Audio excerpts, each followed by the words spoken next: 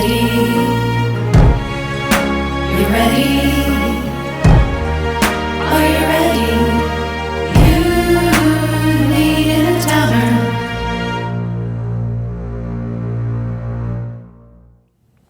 Welcome to Tavern Stories. I'm Kitty the Wolf, your hostess in the show where we roll some dice, talking about the stories we enjoy, the stories we're a part of, and the stories that are a part of us. Tavern Stories is sponsored by Volante Design, which makes streetwear for nerds who game, watch, and read stories. And what I'm wearing is the Hunter Garb vest from their Bloodborne line. If you're looking for clothes that are tavern ready, look no further than Volante Design. Their high quality handmade jackets bring main character energy into your everyday life. With official licenses from series like Assassin's Creed, Devil May Cry, and Star Trek, as well as plenty of original collections like their Cyberpunk and Modern Ninja line, Volante Design has a jacket for whatever your lifestyle needs. It's ethically sourced, manufactured in the U.S., and Volante jackets are quality made and will last you for years to come. Just go to Volante, VOLANTE design.us, and use the code TAVERN for 10% off your entire order. That's Tavern, all caps, for 10% off. Volante Design, stay badass. Enough of me. I have, for the first time, a full table, and I'm very excited to hear about you guys and your stories. So I will shoot it over to, let's go with you. Hello. My name is Connor. I've known these guys for almost a year now, coming up on it. Some stories that I've been reading into recently, I guess. I would say in the past year and past half a year, I've been getting real into just mythology, classical mythology, Greek mythology, all that kind of stuff. But for the sake of the podcast, the story that I think is near and dear to my heart, one that I grew up with, was Avatar: The Last Airbender, the original series. There you go. That there's a lot of really great, there's a lot of good content, but I also, related to my topic. Do I talk about my topic? We'll get to the topic after the intros. Gotcha. Yeah. Okay. But yeah, so those are some stories I've been reading. That's a story that I've really like. I grew up in the Northern Virginia area. There was a year I lived overseas just because my dad served in the military for a bit. Whereabouts overseas, out of curiosity? Qatar. Okay, wow. Yeah. Just so you know what hot is. Yes, yeah. Yes. I distinctly remember it was my fourth grade year, stepping off the plane and into the incredibly hot, over 100-degree humid air at night. And I'm like, wow, this is different. And I remember coming back home a year later, and the rest of our family was like really confused why we were all wearing like sweatshirts in the middle of summer. And we're like, it's kind of chilly. Yeah. So it was definitely an interesting experience, especially I was there at a time when it was really being built. That's cool. And I guess that actually, I don't know if they're stories. I mean, I guess they're technically stories, but stories that I really like paying attention to is like, I love listening to the news. I love listening to just world events and stuff like that and seeing it all play out. It's both terrifying and fascinating all at once. It's history happening in real time, and I think that's really cool. So I think that's enough about me. Well, thank you. I'm really glad that you're here with us, Connor. All right, moving over to you. Hey, everybody.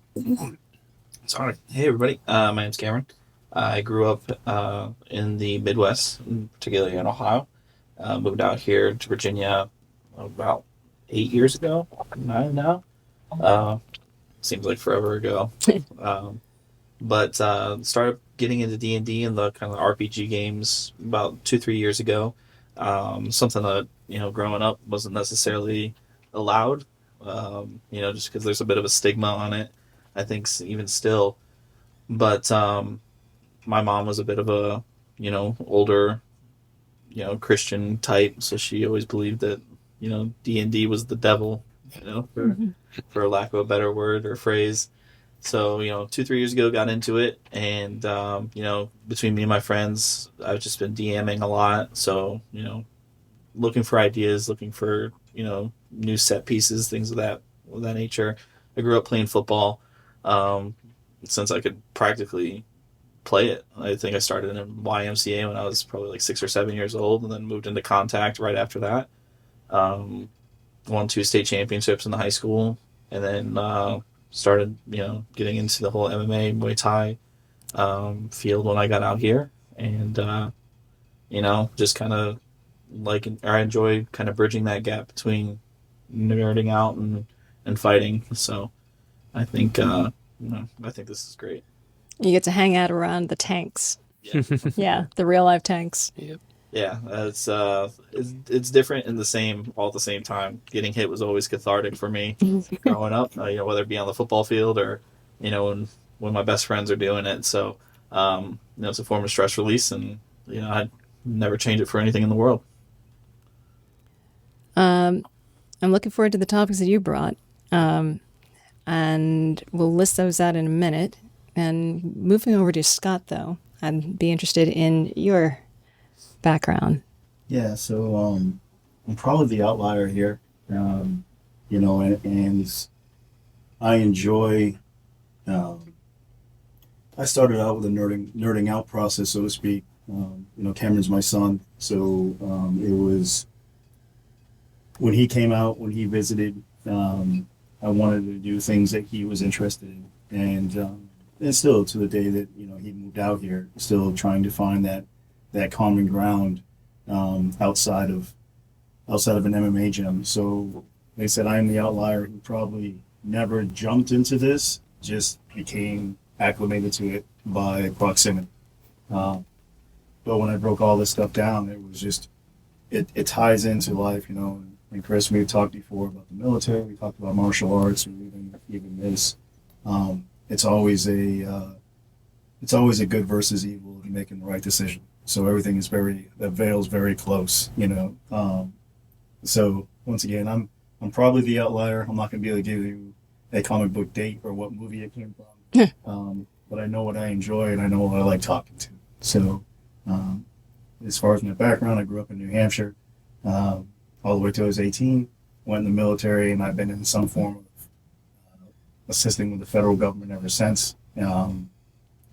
Fought professionally as Thai and MMA, and I've owned a gym for probably 20 years now in the Northern Virginia area. So just a spattering of everything in my background.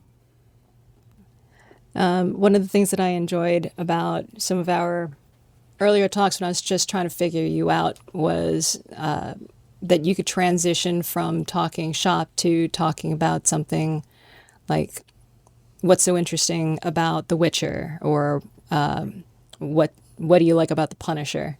We started talking about what are some realistic fights that had happened in movies, and you gave me a really good list to go look up. But I think additionally, talking about you look at things without the rosy glasses that a lot of people do.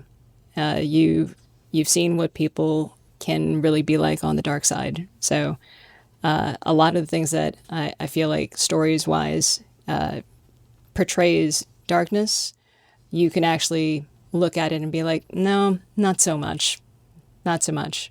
So it's been interesting getting your thoughts on that, but it's also been interesting getting your thoughts on how you take care of people, because that's one of the things that I started realizing that I could learn from you, and trying to incorporate in the way that that I think storytelling should be done. So I've got a topic on that later on. Looking forward to you jumping in on it. Thank you. If anybody happens to be in the chat, also give us a heads up on whether anybody in particular is low. We tried to work a little harder on the sound quality now that we've got 4 people. And I'm hoping that in addition to some of the calmer topics, we can get into some exciting topics. We'd start talking a little bit louder into the microphones or start leaning back because we're getting too loud, because I think that there are some that we're going to raise here. Should make some noise about just in general topics. I, for instance, have brought one topic that I think you guys would be interested in. There's one topic in particular about collaboration stories versus competition stories. That was something that when I brought up the idea to you guys about jumping in on the podcast, there are a lot of stories that are focused on good versus evil, group of people cutting down another group of people. And there's a lot of excitement around those kinds of stories. But I think what's missing are the collaboration stories in circulation. And where we could find those stories, surprisingly, tends to be most likely in sports, where people have to work together.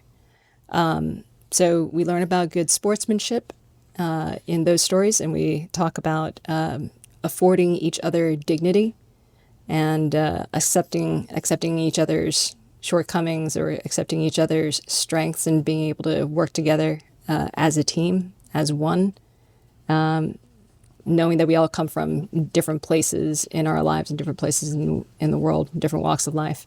So Good Game, guys, is the name that I'm giving to that topic.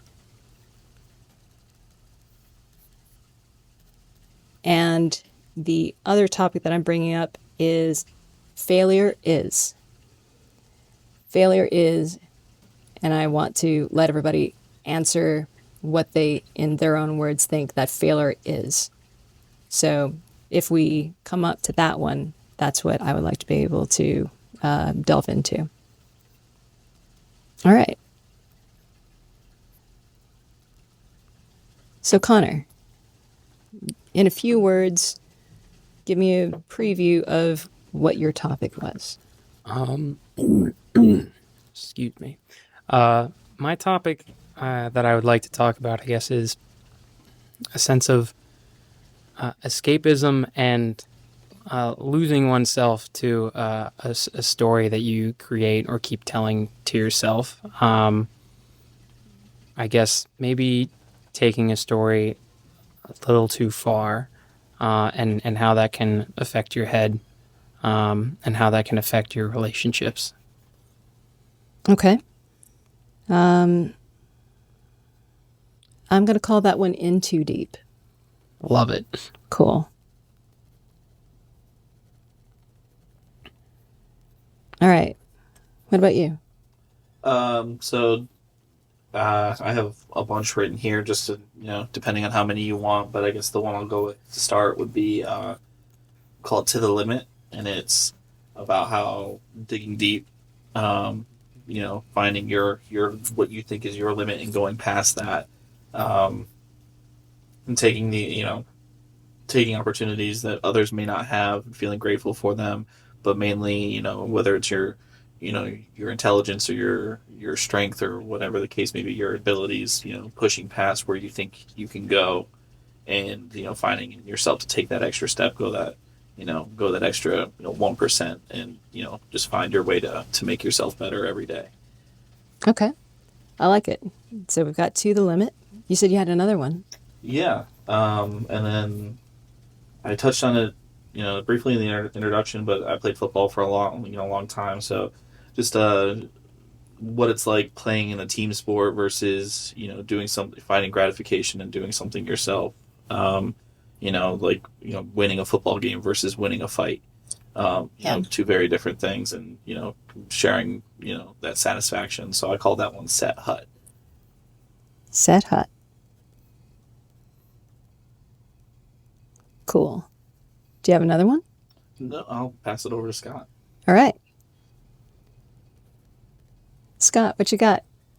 Yeah, so I think mine's more of it's an overarching, whether it's a military or law enforcement or running the gym. It's mindset. It's mindset to win. For me, with the background that I have, coming up in small town New Hampshire, and I've always said I'm not I may not be the best or the smartest guy in the room, but I'm probably the most driven to succeed and figure out what makes everything tick. And they all talk to each other to the 80%. So it's a mindset across the board on how to win, how to deal with people, how to get the most out of them in that environment. But I think that's like I said, that's an overarching. You can dig it to any aspect of that. What would be a good way to summarize that in a few words, so I could write it down? You know, I expect you to carry some of this work. You asked me to title my own stuff. I can't do it. How about how to win? How to win is work. That works. Okay.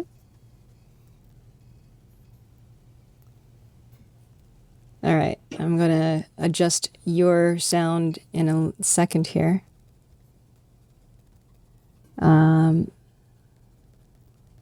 Stories. We're going to go over to stories. By the way, that's 6 topics, so set out a D6.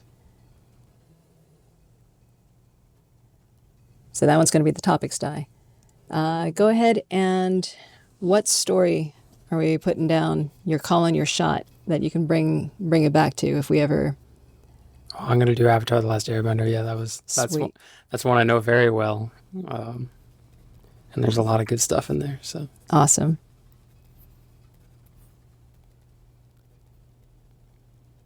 Okay. What about you, Cam? Well, I can nerd out about pretty much anything, but I think the one I feel the strongest about is probably Star Wars. Okay.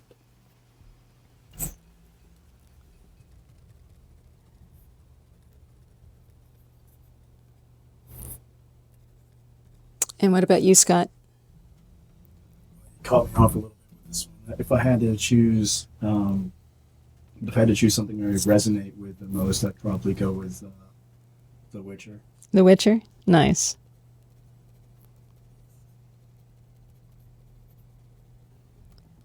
I have a couple. I'm going to throw in Guardians of the Galaxy for mine.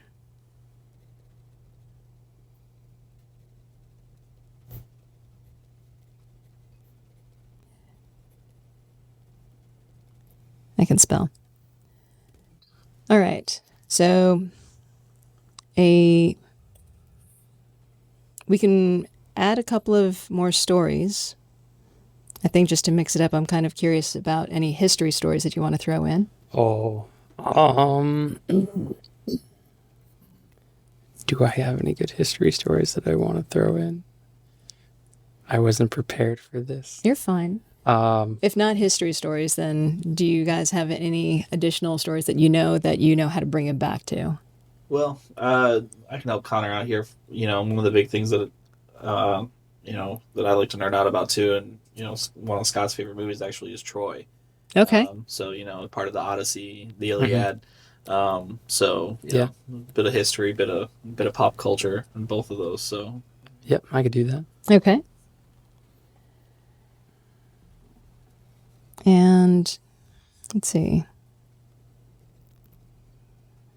Anything that you remember being able to bring it back to, or even if it's a story that we haven't heard of, but something that is central to your personal philosophy that you want to be able to bring it back to, Scott? Is there a martial arts movie maybe? Or is there a...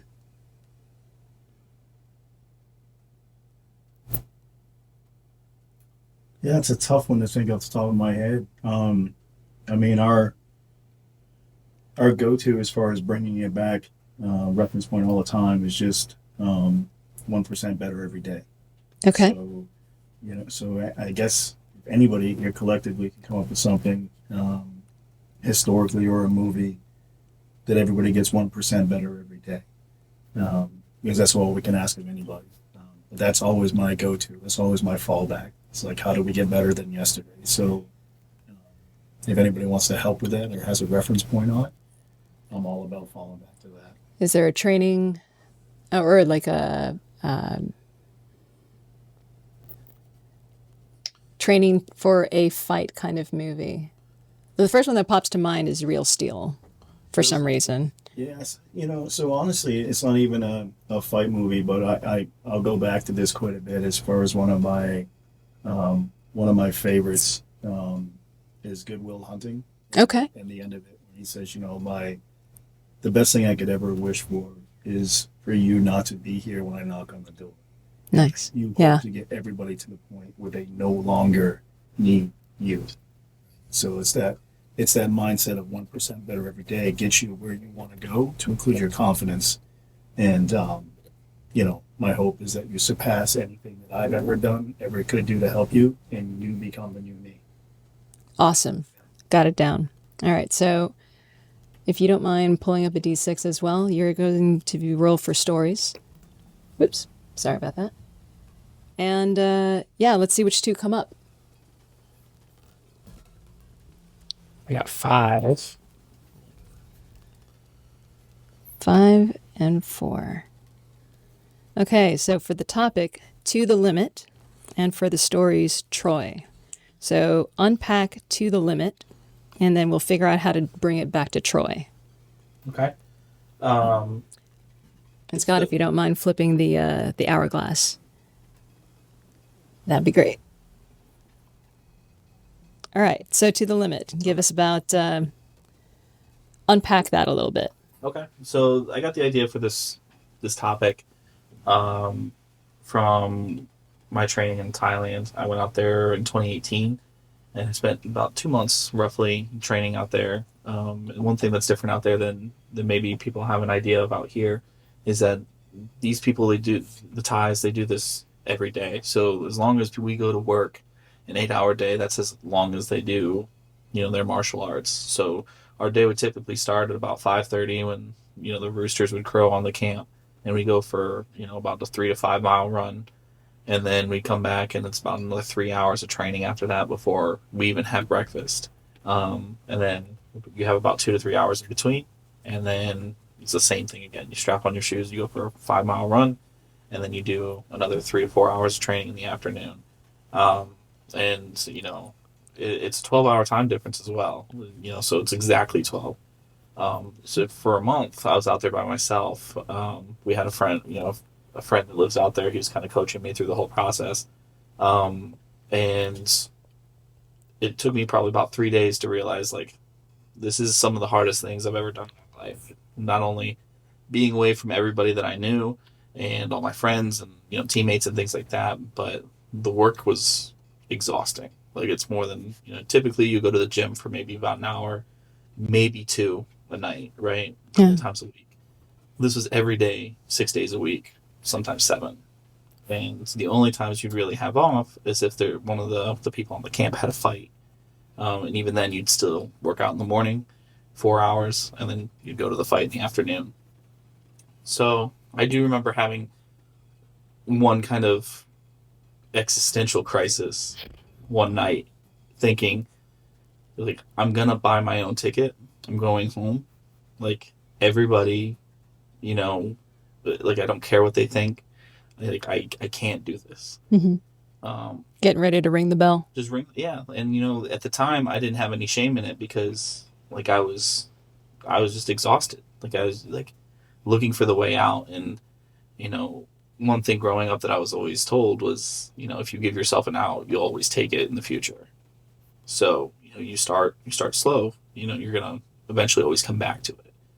And so I sat there and I thought, and one thing that always came back into my mind was not necessarily, how I would view myself, because that historically has never really mattered to me. It was my friends, my training partners back home who would kill to have this opportunity. What would they think? I knew if I went back there early without finishing this, that I was going to get the biggest ass whipping this side of the Mississippi. And so it caused me to have to bite down on my mouthpiece and kind of suck it up. And again, it got to a point where kind of days kind of blurred together, and just a constant cycle of training, eating, and sleeping. But at the end of the 2 months, when I tell this story to people, people are like, "Man, that sounds like it sucked. I was like, I do it again in a heartbeat. Like, it's a very good way to not only test yourself, but really push yourself to see what you're made of. And I don't think a lot of people really get the opportunity enough to really get a chance to bite down on their mouthpiece, so to speak, and really see what their grit is. Like, people always say, like, I can do this, I can do that. Like, can you really? Like, when the time when you gotta put the cards down, like, can you spend 2 months away from your family? Because I know guys who can't spend a week away from their family without getting grumpy or crying or being upset. Right. So, Well, so for the people that don't do training 6 days a week and don't put themselves through that level of that mental and physical strenuous rigor, beyond just the physical pain or the strain of waking up every day a little bit a little bit less yourself than you were the day before, there's also the mental toll, where the pain is not just taking up space in your head, but the narrative about yourself is shifting. The stories that you tell about yourself is changing. yeah, I absolutely agree with that. And, another thing, Scott always told me growing up was, once you lose your self-respect, you'll never get it back. He's a very big proponent on that. And, growing up and kind of starting to experience adult problems, like, I've found so much truth in that. If you give yourself now, like, when you look at the mirror at the end of the night when you brush your teeth, like, are you going to be able to hold eye contact? Are you going to be uncomfortable? Like, you're going to look away, like, because you don't know what you're seeing. You don't like what you're seeing, maybe. Right. And everybody's had that day where you have a long day at work and all you want to do is put on PJs and eat cookies and watch TV, right? But I have to go to the gym and I have to walk the dog. I have to clean the house, and like, it's things like that that really, like, speak to a person. Like, are you willing to keep going when you're tired, or do you want to cash it in? And I think that's a very big thing that people don't really realize until they're put into it, I guess. So you're doing that for training, and it was for competition, right? Yep. So fought in Thailand and then came back, and took a lot of that stuff. And because Thailand is one of the few countries that you can actually get an academic visa for learning how to fight. Okay. So, because it's the national sport, so, like, you could go over there for 3 months and on basically a student visa to do nothing but fight and learn how to do Muay Thai, which is actually fantastic. If people are looking to go and learn, go to the motherland. It's, student visas are free last time I checked, some places. So, Yeah. like, that's, if you have the ability to go, I highly recommend it. Because not only for Thai, but the country is absolutely beautiful too. Yeah, and the food and the culture, it all feeds into that stimulus that actually is very encouraging to be somewhere different while you're experiencing all this character change, Yeah. character development. Yeah, no, it's it changed who I am fundamentally. I never thought that I had the ability to dig deep and kind of pull myself up, by my bootstraps. And there's a lot worse things I could have been doing to kind of test myself, but everybody has their own crucible, and this was mine. And at the end of that 2 months, I was different. I was completely different as far as mindset, as far as training, as far as just who I was in respect to appreciating the time I have with people, right? And that trip is something I'll never forget, because it's molded me into a person who I am today. How long was the time period that you were there, from the time that you landed to the time that you left? Roughly about 2 months, 2 and some change, maybe a few days on either side. It was like September, maybe of 2018 to November, like, right. I have that mixed up. September, November, sometime like that. Okay. Yeah, September to November. I got home right around Thanksgiving, Wow. and then left at the beginning of September, back in 2018. I'm going to attempt to bring it back to Troy on this one, but definitely check me on this if you've got a better way to bring it back. Sure. The amount of time that you spent in Thailand training was that much of character development. And I'm thinking when you talk about how much character shift there was in you and how you were when you came back in comparison to how you were when you left for Thailand. I'm thinking about the stories of boys who were raised to be warriors, and from, I don't know if you know enough of the detail about the things that they were put through in order to become resilient and tough and fighting. But They actually, they had a very specific 4-day schedule, and it was almost ritualistic how they went about it. That there was, I forget the name of it, but every day it started out, or every 4 days it started out lighter and then harder and harder and harder. And anybody who, there was lots of stories of athletes and warriors who broke the training cycle, and then their trainers, as punishment, pushed them even harder to the point of just like death by exhaustion. And so when he was talking about that, there was definitely a similar culture of, you really have to push yourself, and at the end of it, I mean, for some of the, I mean, I don't know if this was actually in the movie Troy, but I know that in ancient Greece, they did have that extreme regimen that, brought people to exhaustion. And I mean, if it's so hard that it's killing people, if you come out on the other side, you're going to be a different person for sure. And so, yeah. so the level of different person that we're talking about, when that's their life or that's their career from the time that they're selected as a child, I can only imagine the way this conversation would go if it was one of them in their adulthood sitting here talking about the level of training, but also the amount of sacrifice that goes into that. Yeah, I feel like I don't think that person would realize that they have done that their whole life. So I joke about this here. This isn't the popular opinion where we're at, but Fairfax and Loudoun and Prince William County, it's soft. Yeah. It's soft. Yeah. So if you look, you're talking about kids that are raised as Spartans or whatever from the time that they were born, but you can go out to a farmer right now with his kids who are getting up every single morning, and they know nothing but hard work and grind and grind and grind. And when you sit them down at this table, they go, "What do you mean? This is normal. Right. This is just life."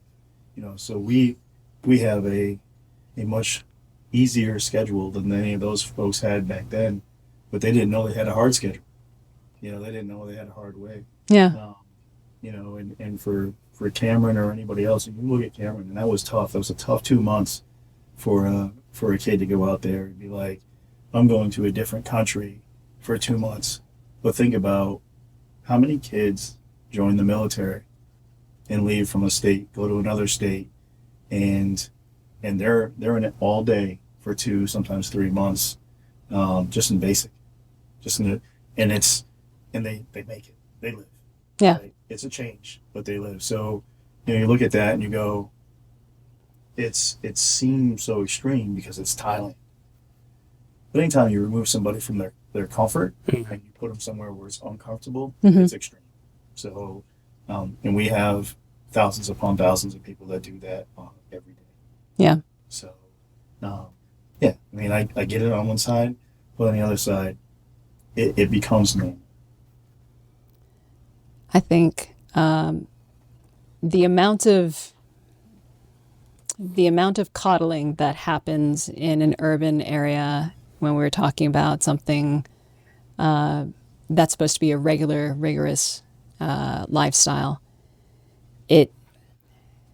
to the urban person it might be extreme, but to somebody that like you said, like in Thailand, if they're doing it 6 days a week, the fact that that's their normal changes their mindset of what's considered tough, what's considered a breaking point, but also probably what's considered necessary for recovery. I think that that one's a big deal in terms of taking a step back for a reassessment, because you don't want to break the trainee. You're wanting to build the trainee, and that recovery is important. But I think that in an urban environment, when people are coming to the gym like once a week or twice a week or 3 times a week, that's not recovery.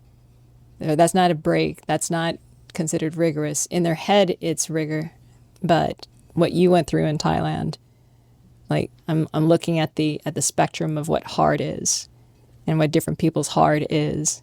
And on one side, I'm looking at Troy. On the other side, I'm looking at somebody who's in Loudon coming to the gym once a week, and what they consider hard. And then there's you spending 2 weeks dedicated to training in Thailand. Yeah, to compare to what Scott just said, the training that I was doing was tough. Yes, was grueling, but it was just my version of that. Yeah. I lived on that camp with kids that were half my age, running circles around me, laughing at me while we were going on runs, and were able to jump rope for 30 minutes straight without breaking a sweat, and laughing In Thailand. and doing clinch work with them, and a kid that's 11 years old putting me on my back looking up to the ceiling because he swept me, and I'm 3 times his size. For them it's Tuesday. It's it's not. You take that a step further, Cam, and this is where the mentality comes in. These kids knew what they were going to do every single day, and they were basically sold to the camp. The camp owned them to fight for that camp until they turn 18 years old. Oh, wow. These kids had the luxury. This was a luxury of they were trained in the morning, and then they were sent to school.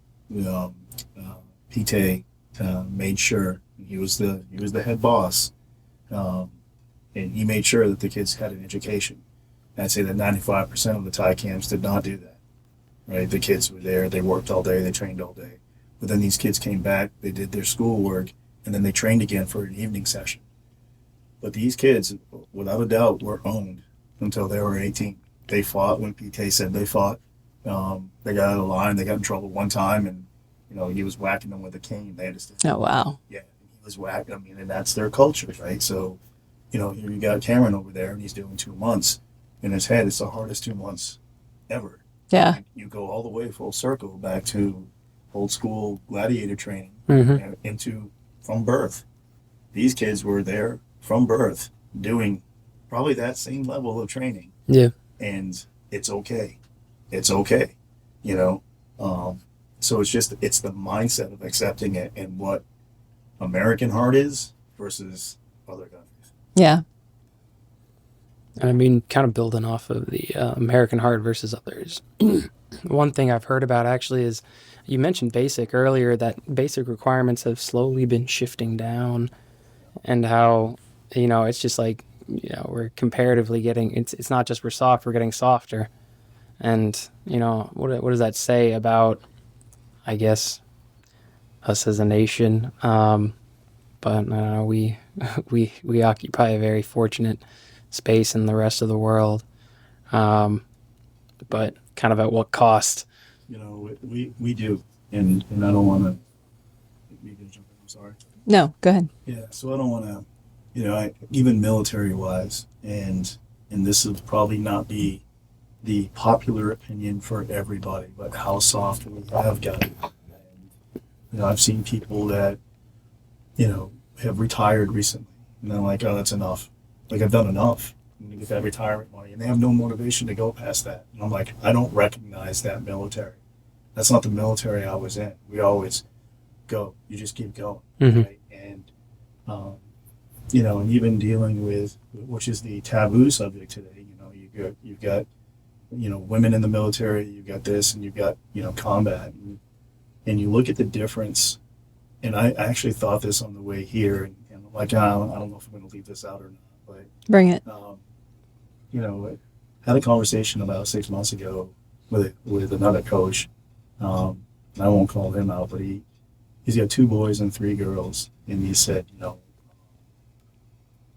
our generation, the men, if something happened, if Chris, if you and I went somewhere, if I come home and you don't, then I failed. I failed. And I was an older brother. He told us to his boys, he said, hey, listen, if anything ever happens to your sisters and you come home and they don't, I'll kill you myself. Because that's your role. That's your role. That's how we grew up. We grew up with that standard. We grew up with that. We protect and provide. And in today's society, that's not looked at the same way. And especially when it comes to the military, the mindset has changed where you have everybody doing the same jobs. But guys like me in the military today wouldn't last, because if you're over and they say, take this hill, and you get hit with something, and you could be screaming and somebody tells me to stay and to hold this key spot, I'll stay. And I'm like, that's my brother, but I've been ordered to do something. If it's you, Chris, that's different, because we were raised to do this piece.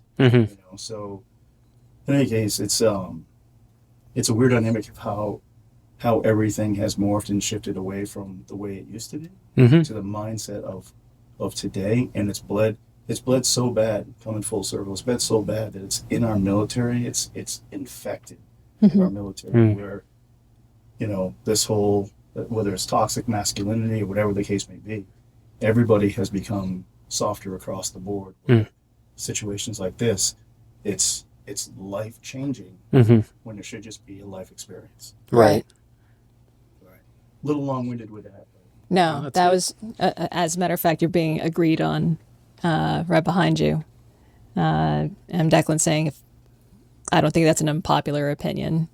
He's also saying, if I was going to tie this to Troy, I'd look at it like who you are now versus who you think you're meant to become and what you're willing to do to earn it. Yeah, that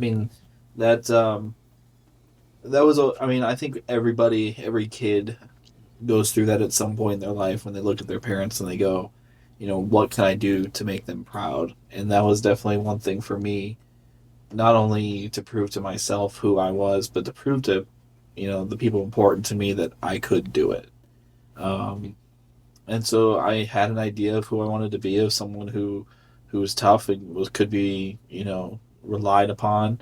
And, I wasn't carrying through necessarily at the time with that action, but I knew setting myself to do this hardship and, go through this, this training and, kind of take time to be by myself and kind of reconcile with myself, I suppose, to find out who I wanted to be really, instead of an idea of who I thought everybody around me wanted to be. And I think that alone was one of the biggest changes that I went through, because I can talk about, the training and, how much it sucked and how much better I got at my time. But, the person that I was coming home, not the athlete, but the person that I was coming home, was completely different. And so, to appreciate the shout out, Declan, or the recommendation. But I'd also say, touching on what Scott said, at least, just now, to try to tie it back into Troy, that's what Hector did for his brother. Yeah. In his movie. Right? Yeah. He didn't want to go out there. He knew he was going to die, but he couldn't send his little brother out there. He couldn't see that happen. He was the captain. He was the one that was supposed to be the leader of these people. And, when Achilles came knocking, ultimately because of what his brother did, he knew that he had to go, do what he was supposed to. That's why he asked his father, at least in the movie anyway. Yeah. He's like, I'm sorry if I if I ever wronged you. And his father said, "You've been perfect. You've been a perfect son." Well, you look at that movie too, and you look at the aspect of, so he was doing it, it's the greater good of the people, but he actually killed his brother on the field. So he's like, I can't let my little brother die. Right? Like that's not what big brothers do, and if there's more value like that of just looking out for your family versus, things that happen today where you're actually poking at them, it's easy to do that. And, I've joked about this at the house and Cam's heard it, I nobody ever was allowed to touch my little brother ever, right? Like that was just the way it was growing up. But one thing they said in that movie is, that one little kid, he's like, well, nobody will ever remember your name. So what do you do so people will remember your name? At some point you have to do it based off that, not just going from point A to point B. And, you live this entire life, and Cameron has heard me say this, I don't know how many times, but what's my number? 3,000. 3,000, right? So when you look at it, one thing we can all agree upon, regardless of religion, is that we end up in the ground, right? And we don't know. Like I don't know, right? So maybe everybody else does, but I don't know what happens. So what do I do from now until that time to make sure people remember the best I can? And the only way to do that is, these trips like this, and you show, I joined Kameron for the second month, and I was out there running with him every day. So you show that you're willing to, saying earlier, time. That's the most important thing. Yeah. The time. Yeah. And you hope that these guys here will carry on, so people will remember your name always. But you have to take the harder route. Like in everything you do, it sounds terrible, but you have to take the harder route because 90% of the people are taking the easier route. Yeah. So when you set that standard to now it's 1% better every day, but you've upped your level and you've upped your level and you've upped your level. Not only that, and it seems hard to do, you've pulled everybody with you that's around you. So that's how you remember, right? So that, going back to the movie, that's how they remember your name. So for those who don't know, for the viewers who have not remembered, or the viewers who probably think that 3,000 is something that Iron Man claimed, I knew about 3,000 from you, and that was not Iron Man. So can you unpack for them what 3,000 meant to you? 3,000 was a number that maybe was unrealistically high, but attainable. And that was, when my time comes, I want 3,000 people to show up at my funeral with a story on how I helped them. So once again, that number is extremely high, but extremely obtainable. So how can you help people? How can you, even if it's a phone call at 2 a.m., how do you help that person through it? And it seems, sometimes it doesn't seem real. Like, really, do people need that much help? And I can say that I had 4 people call me during COVID, ready to commit suicide. And they did. Right? So of my 3,000, I feel better that I answered that phone call, but now I have 4 more. Yeah. So, Yeah. And I tell guys at the school all the time, our school's a little bit different. You don't know if you're the only one that's answering that phone. So always just help your fellow man, help them be better. Anyway, I'm getting off your topic. No, actually, you closed it really, really well. This is how it's done, by the way, guys. Gotcha. You just did exactly the way that the program works. I just want to say real quick, Yeah. before we move on to the next topic, I do agree with that, but Paris was a little bit. Yeah. Let's see what it. Yeah. Yeah. He says, I mean, I get it, but my last words would have been, fuck you, little bitch. Yeah. You little shit. Yeah. Sticking up for Paris was a little bit more than Paris deserved, my thoughts. But then sometimes family is family. I mean, I have a little brother also, and I completely agree with what Scott said. Like if it came down to the wire, and like I had to fight somebody for him, or I had to do something for him that I knew would, ruin me. I don't think I'd be able to say no. Like I think I'd have to do it just because that's my little brother. Like I watched him grow up. Like I can't let bad things happen to him. Mm. So All right, so we have closed that topic and that story. And that's how it's done. Let's roll for another one. Cool. Yeah. Oh, got 5 again. Yeah, re-roll if you get some. 3. 1.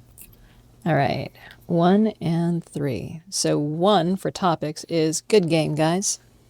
And 3 for stories is The Witcher. Yeah. All right, so good game, guys, was mine. We watch a lot of stories where there's a lot of excitement over who wins. And it's almost tropish now that the stories about who the victor is dependent on who the victor has to cut down in order to be the winner.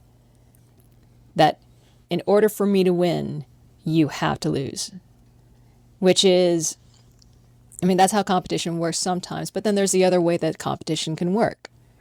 There's an analogy that I know I brought up with you guys, the replacements, where yes, it is about one team going against other teams, but it is the B team basically that's been brought together, and they are learning about each other, about how to pull together, learning how to gel, but also learning about what each team member needs.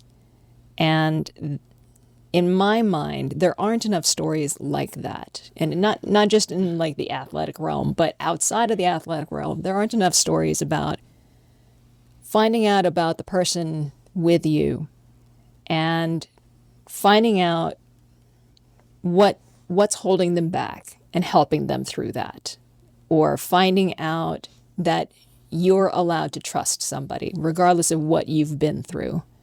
Or finding out that maybe with acknowledgement to your past, you don't have to be anchored by your past. You can evolve. But you might need somebody's help. And help is really, really hard to ask for. I don't know why we've been sold such a bad bag about using the word help. But it has made it so difficult for people to identify when they need it or ask for it when they have identified it, because it's always, in a lot of cases, it's been, I can't ask for help, otherwise I'll look like I can't manage myself, or I'll look weak, or I know I can do this by myself if I just nug through. And I mean, there's absolutely nothing wrong with figuring it out yourself, but when you are just beyond your own capacity, then that should be when you reach out. And in a lot of movies, in a lot of stories, in a lot of books, we actually applaud when people say, look, this is a little bit big for us. We need to go and find somebody. I mean, in a lot of cases, Lord of the Rings, for instance, what's some of that movie or some of that book series is them looking to somebody else who has a different skill set or has something that they don't in terms of knowledge or in terms of a way around a problem or a way through a problem. Getting help when it happens in fiction is applauded. This is when you get excited about people coming together. But when it happens in our life that we need help or that we see somebody who needs help, it falls flat on its face a lot of times for various reasons. Either we are worried that somebody is going to take a handout in some cases, or we're worried that we're going to be taken advantage of if we help them. And so that's what I think that it happens when there's this blender of competition stories that say the only way for this person to win is for this person to lose. Because it, I think, starts affecting the way that we look at potentially pulling together the team. So have at it. Yeah, so I think if the Lord of the Rings happened today, it fails. Mm-hmm. And the reason I say that, and I don't want to seem so negative on it, is that I'd say 50% of the people out there today, 50% of the people that have issues automatically look for a handout, a bailout. They don't understand what that hard work looks like. So the person on the other side has every right to think, I'm never going to see this return. I'm never going to see, all I'm doing is enabling at this point.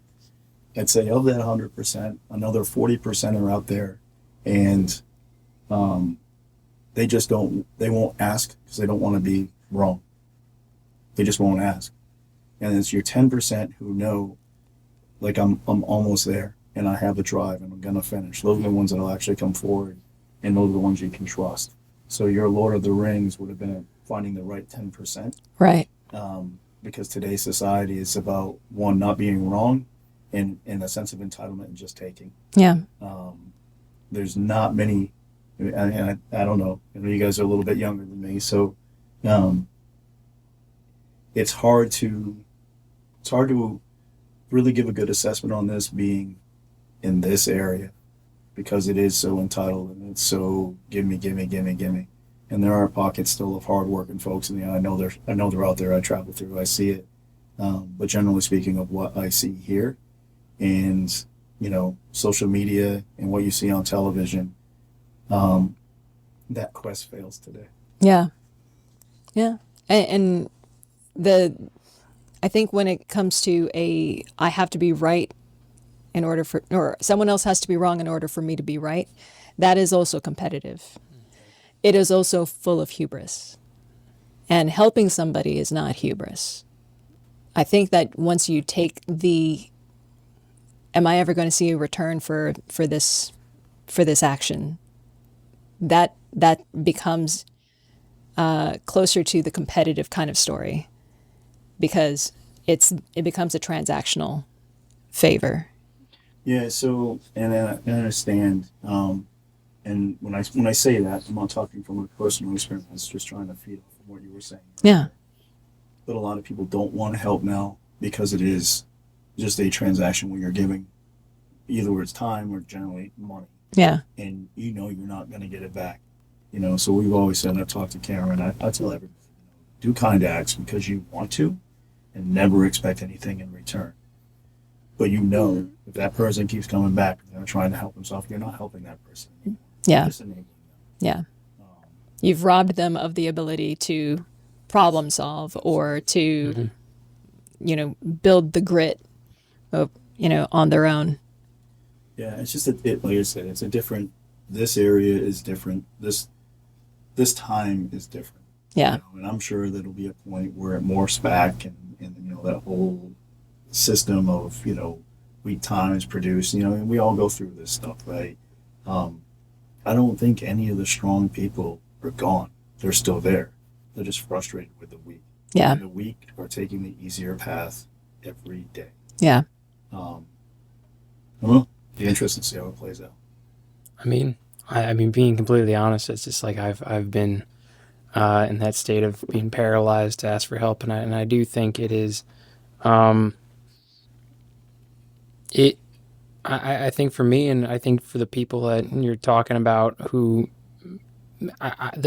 hesitate, who do actually end up asking for help, but they're just looking for a handout. There's this, I think, a fear of failure. I know has been present in my own mind, and when you're afraid to fail, when you're afraid to just fuck up, when you're asking for help, you're just trying to avoid failure. You're not trying to do a thing. You're just asking for help to just try and avoid failure. And you can recognize that's what you're trying to do, and there's a shame component there, and you try and pull yourself back from it, and that creates a certain kind of hesitation. And it's a very different state of mind versus, like the way you were talking about, like asking for good help, the point where it's like, I'm doing this thing, I'm close, I just need a little push over the edge.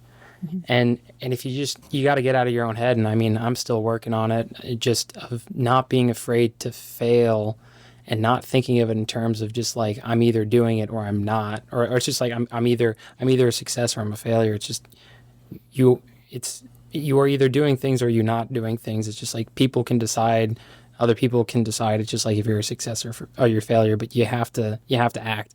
And I mean, I've paralyzed, I've frozen up, and and getting through that is getting through that mindset is difficult. How old are you? I'm 27. 27. No, it's not a bad thing. So it's not a bad thing. When you look at this, and Chris, I don't want to jump ahead. How about it? You talked about failure earlier. Yeah, And that was one of our topics, but it's here. it's here. Let's do it. So my mindset is you never ever learn unless you fail. Yeah. So this generation, and when I say this generation, you're part of it. Mm-hmm. And I'm not lumping you in, but you're in that group. No, I know. I'm So to succeed in anything, you have to learn. So you have to try. Mm-hmm. You have to fail. Yep. And then that's how you learn things. That's how you learn things by yourself. Mm-hmm. You can have things handed to you. Mm-hmm. You can be successful because somebody told you, gave you the shortcut, but that person failed at one point too. That's how they learn. Somebody failed along the way to be successful in any area. Mm-hmm. Learn you can't touch the stove, right? Mm-hmm. Fail the first time. But when we look at these situations, and today, you guys, or maybe not you too, but your generation was part of participation trophies. You never learned how to fail. Mm-hmm. You never learned that there was a second, third, fourth, or even you didn't even medal at all. Mm-hmm. And it's okay, right? That's how you learn to compete. Mm-hmm. There was a study done not too long ago about kids graduating college and they automatically thought that they were entitled to a $100,000 a year job because that's what their parents told them. Mm-hmm. Automatically entitled. That's what happens when you graduate, right? Mm-hmm. So it doesn't happen, and then now they're suicidal. They're upset. They failed. Mm-hmm. They failed because they don't make $100,000 a year when they graduate college. Think about that for a second. Yeah. That's a failure. But I also think it's a failure on the part of the parents because the parents had led them to believe that and didn't let them know that comes with work, that comes with experience, that comes with maturity, that comes with there's a step ladder that they have to go through before they even hit that six-figure job. And once again, that goes back to, these kids learning, like, well, when I grew up, this is the way it was, right? Mm-hmm. You're watching your brother, you're traveling, you're going, got to walk X amount of miles in the snow with no shoes, whatever all that joking is done. But it's not, that piece is not known today, and you talk even about parents, a lot of the parenting, and tell me if I'm wrong, when you guys, were growing up, did you have an iPad? No. No. Did you watch movies? Yeah. Did you have a video game? Yeah. Yeah. That's the parenting, right? So Yeah. it's different. When I grew up, it wasn't like that. I had a lawnmower, I had a snow shovel. You know what I mean? Like we understood what we had to do. Mm-hmm. But the parenting, later on, there was no failure. There was no chance for you to fail. And there was no conversation about what that looks like because you automatically got a trophy for even trying all the way up to 10th place, and when you're home, there wasn't these conversations because both parents are working and you're letting yourself in. You're watching a movie, you're watching a video, you're doing whatever. Hell, you even get to choose whatever place you probably wanted to go eat because the parents didn't want to hear you cry, right? Some place with chicken nuggets. Right? So you're winning all the time. You don't know what failure is. Mm-hmm. It wasn't like that in a different generation. I still throw it back at the parents that allowed for that to happen to some extent because if you're uncomfortable with hearing your kid cry and you're not willing to go over and say, can you put words to what it is that you're feeling and why? Yeah. That's a huge one because there are people right now in my generation, in generations before me, and definitely in generations ahead more so, that can't put words to what's going on. So they don't know how to tell somebody how to help them or like what their damage is or what, are they at 50%? Are they at 10%? Are they at, rock bottom? They don't know how to say the words. But I mean, you were a rock climber at one point. Yeah. I mean, I still do it sometimes. I just focus more on Muay Thai now. I have a story because one of my rock climbing experiences kind of had me thinking about this. There was a girl who came to visit for a few days, and one of the things that she wanted to do was go hiking and rock climbing. So hiking, I was able to take her out to Great Falls. We were able to walk around and catch back up because it's been a little while since we spent some time together. But I took her to the indoor rock climbing gym in Sterling, and she wasn't down for the high walls, but she was down for the bouldering. Yeah. She had never done it before, but she wanted to try it. She says, I've been doing yoga. I've been doing a lot of lifting. I do roller derby. I'm ready for this. The grip strength got her, didn't it? Man, so the first few falls, she was frustrated. Yeah. And, I showed her a little bit what the problem solving looks like when you're just looking at the rocks and trying to figure out, based on my height, based on my reach, this is what I can do. And then one time she fell. It wasn't from a great height, but she fell. And then she didn't get up. She laid on her back and then she started to cry. Ooh. So I went over and I sat down and I laid on my back next to her. And I said, "What are you crying about?" And she said, I don't know how to fall. I've never fallen like this before. I've never lost like this before. I don't know how to take this as a failure. And so I told her to sit up and look around at the other people in the gym. And I said, "These are all rock climbers, yes? And they're all climbing. And notice they're also all falling. This is what we do. We fall so much. And just because we call ourselves rock climbers, that doesn't mean that's the only thing we do. We do a lot of falling. We do a lot of failing. Yeah. We do a lot of, well, that was hard. Let me get back on the wall." And that's what you eventually get used to and you learn. And after her processing that, I said, try something lower level and, feel good about that and then work your way up. So guaranteed it was because she tried for the more ambitious level. Yeah. And she just straight up thought that she would be able to Spider-Man up.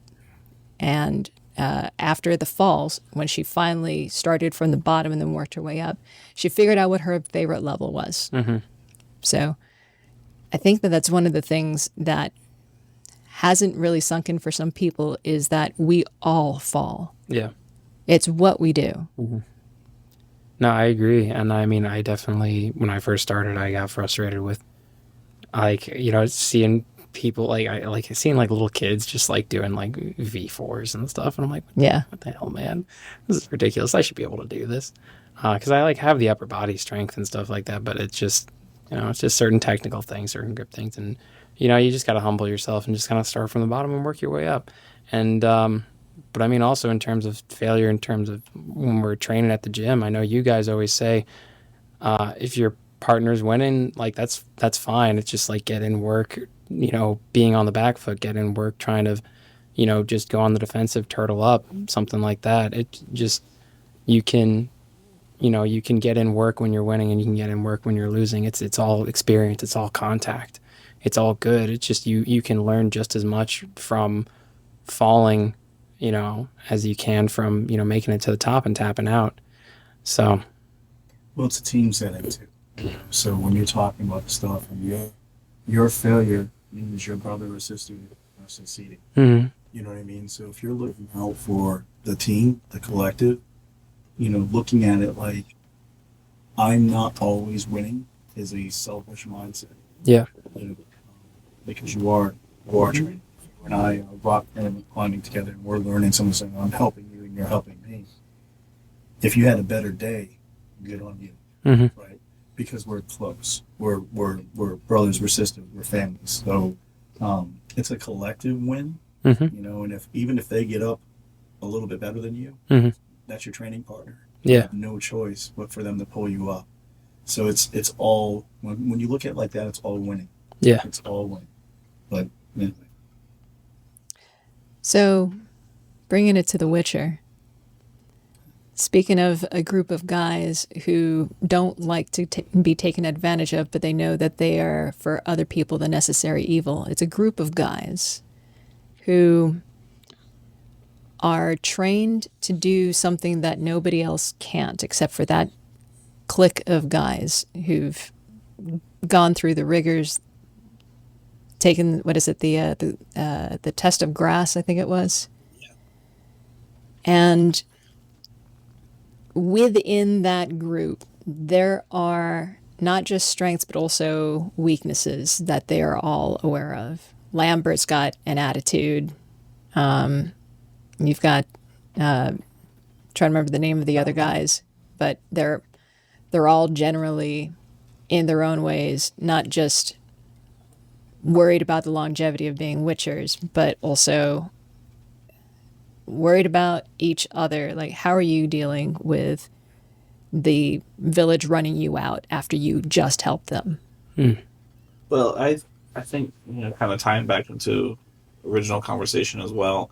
I think a lot of people these days, even at least on my perspective anyway, we have a view on, what's the term? I guess atomic families, from like how, like, a more traditional household, and traditionally, as dad goes to work, mom stays home, and then the kids, they kind of exist.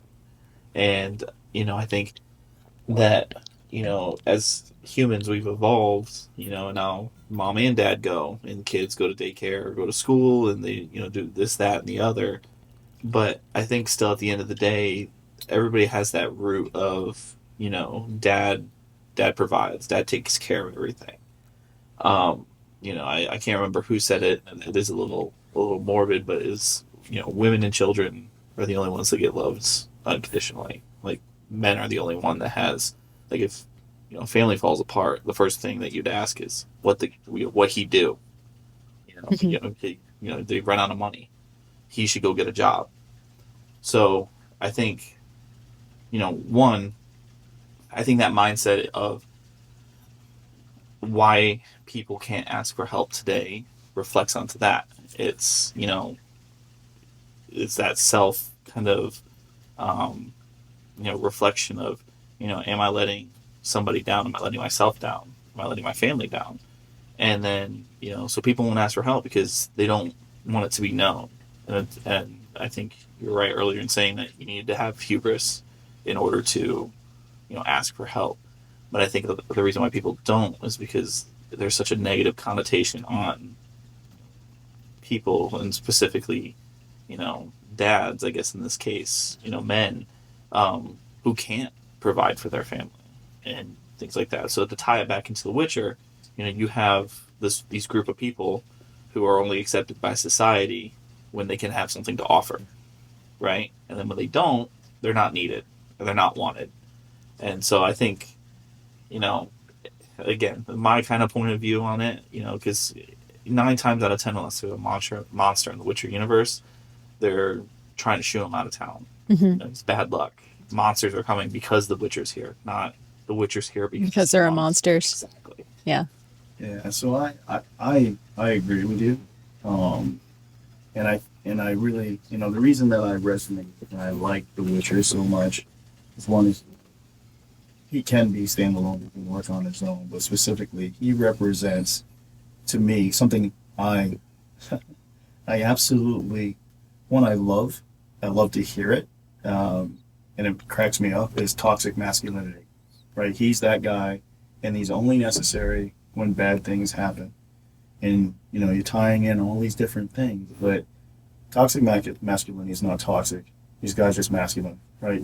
That's the person you go to when there is trouble, and that's also the person that you try to avoid when times hit. Like, the 90% will avoid that person because they never want to be that person. They never want to walk in his shoes. They never want to take the hard mile to go somewhere. They can take the easy route.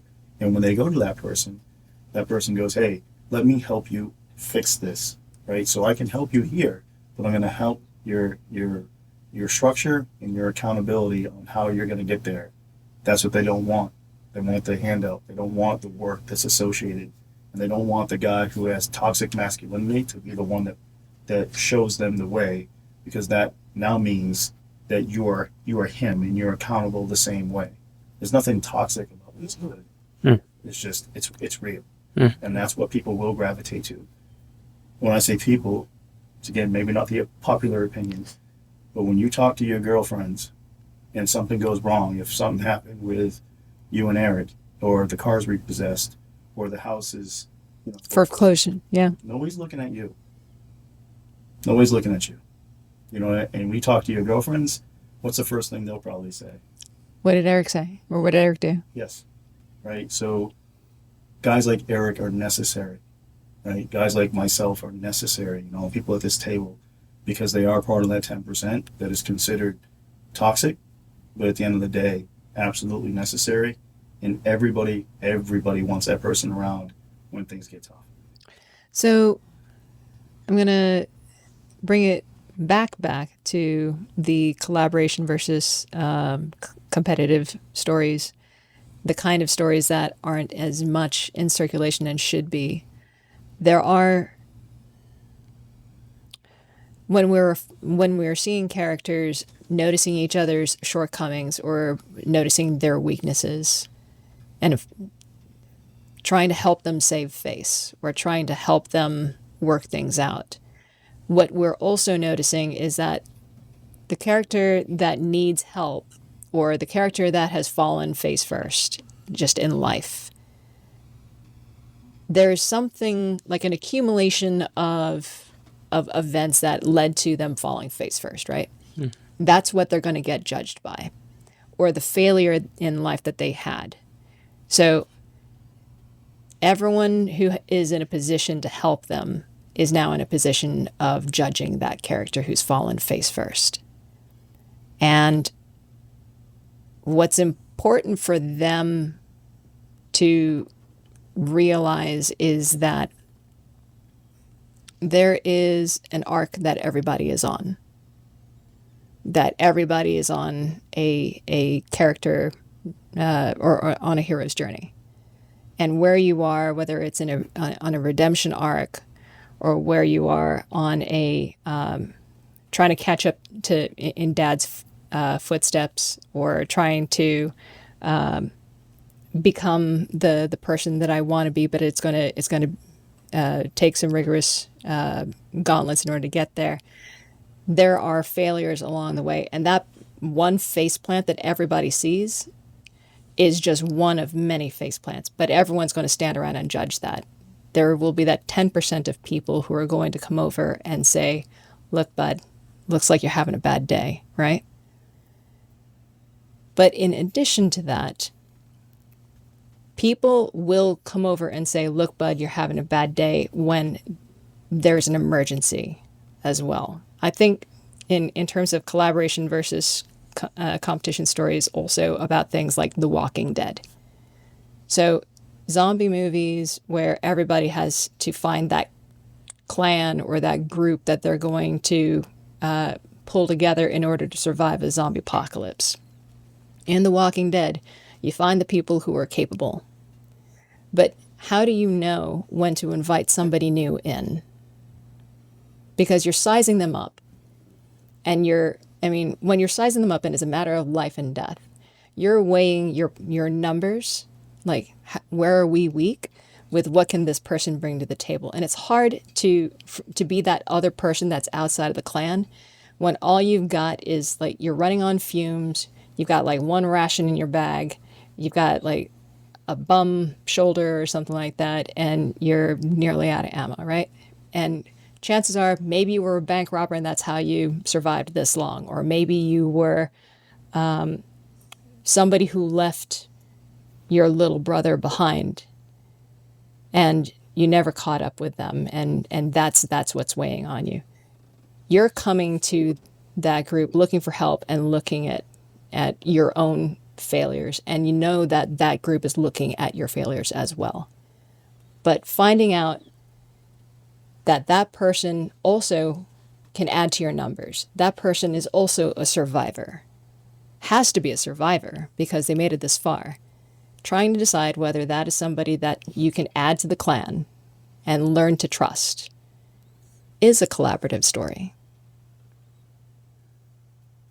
Because it takes all the things that are hard to accept about people and says, but we need this person. While it is a transactional thing, we're going to learn how to get along because we have to. We're going to learn how to put some things aside.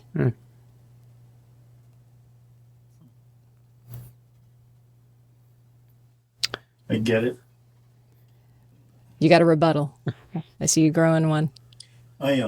So yes. So when it comes to, are we on working? Can we talk about it now?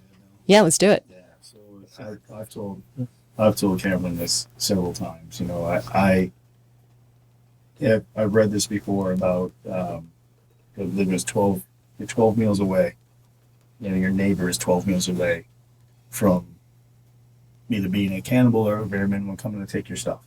Right. So I looked at it and I go, you know, Kameron lives in the same house. I go, well, I don't know my neighbors well enough to know what they would do and if it would take 12 meals.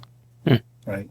And specifically, if they have a kid, right? And how long are you going to listen to a child cry and you come over and you go, hey, can I just have some rice and some clean water?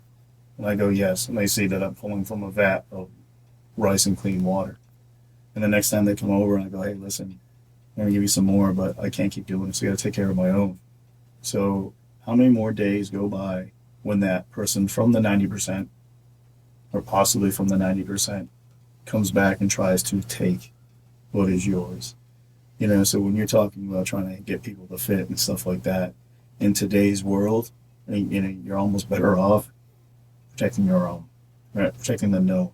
And I feel bad saying that, right? Like In a lot of ways, you're not wrong. No, you know, but when it comes down to it, like here's a movie you guys are talking about, and in the movie, this is perfect. In real life, you're not welcome in my house, right? Because I know my group, and I don't have to worry about my group.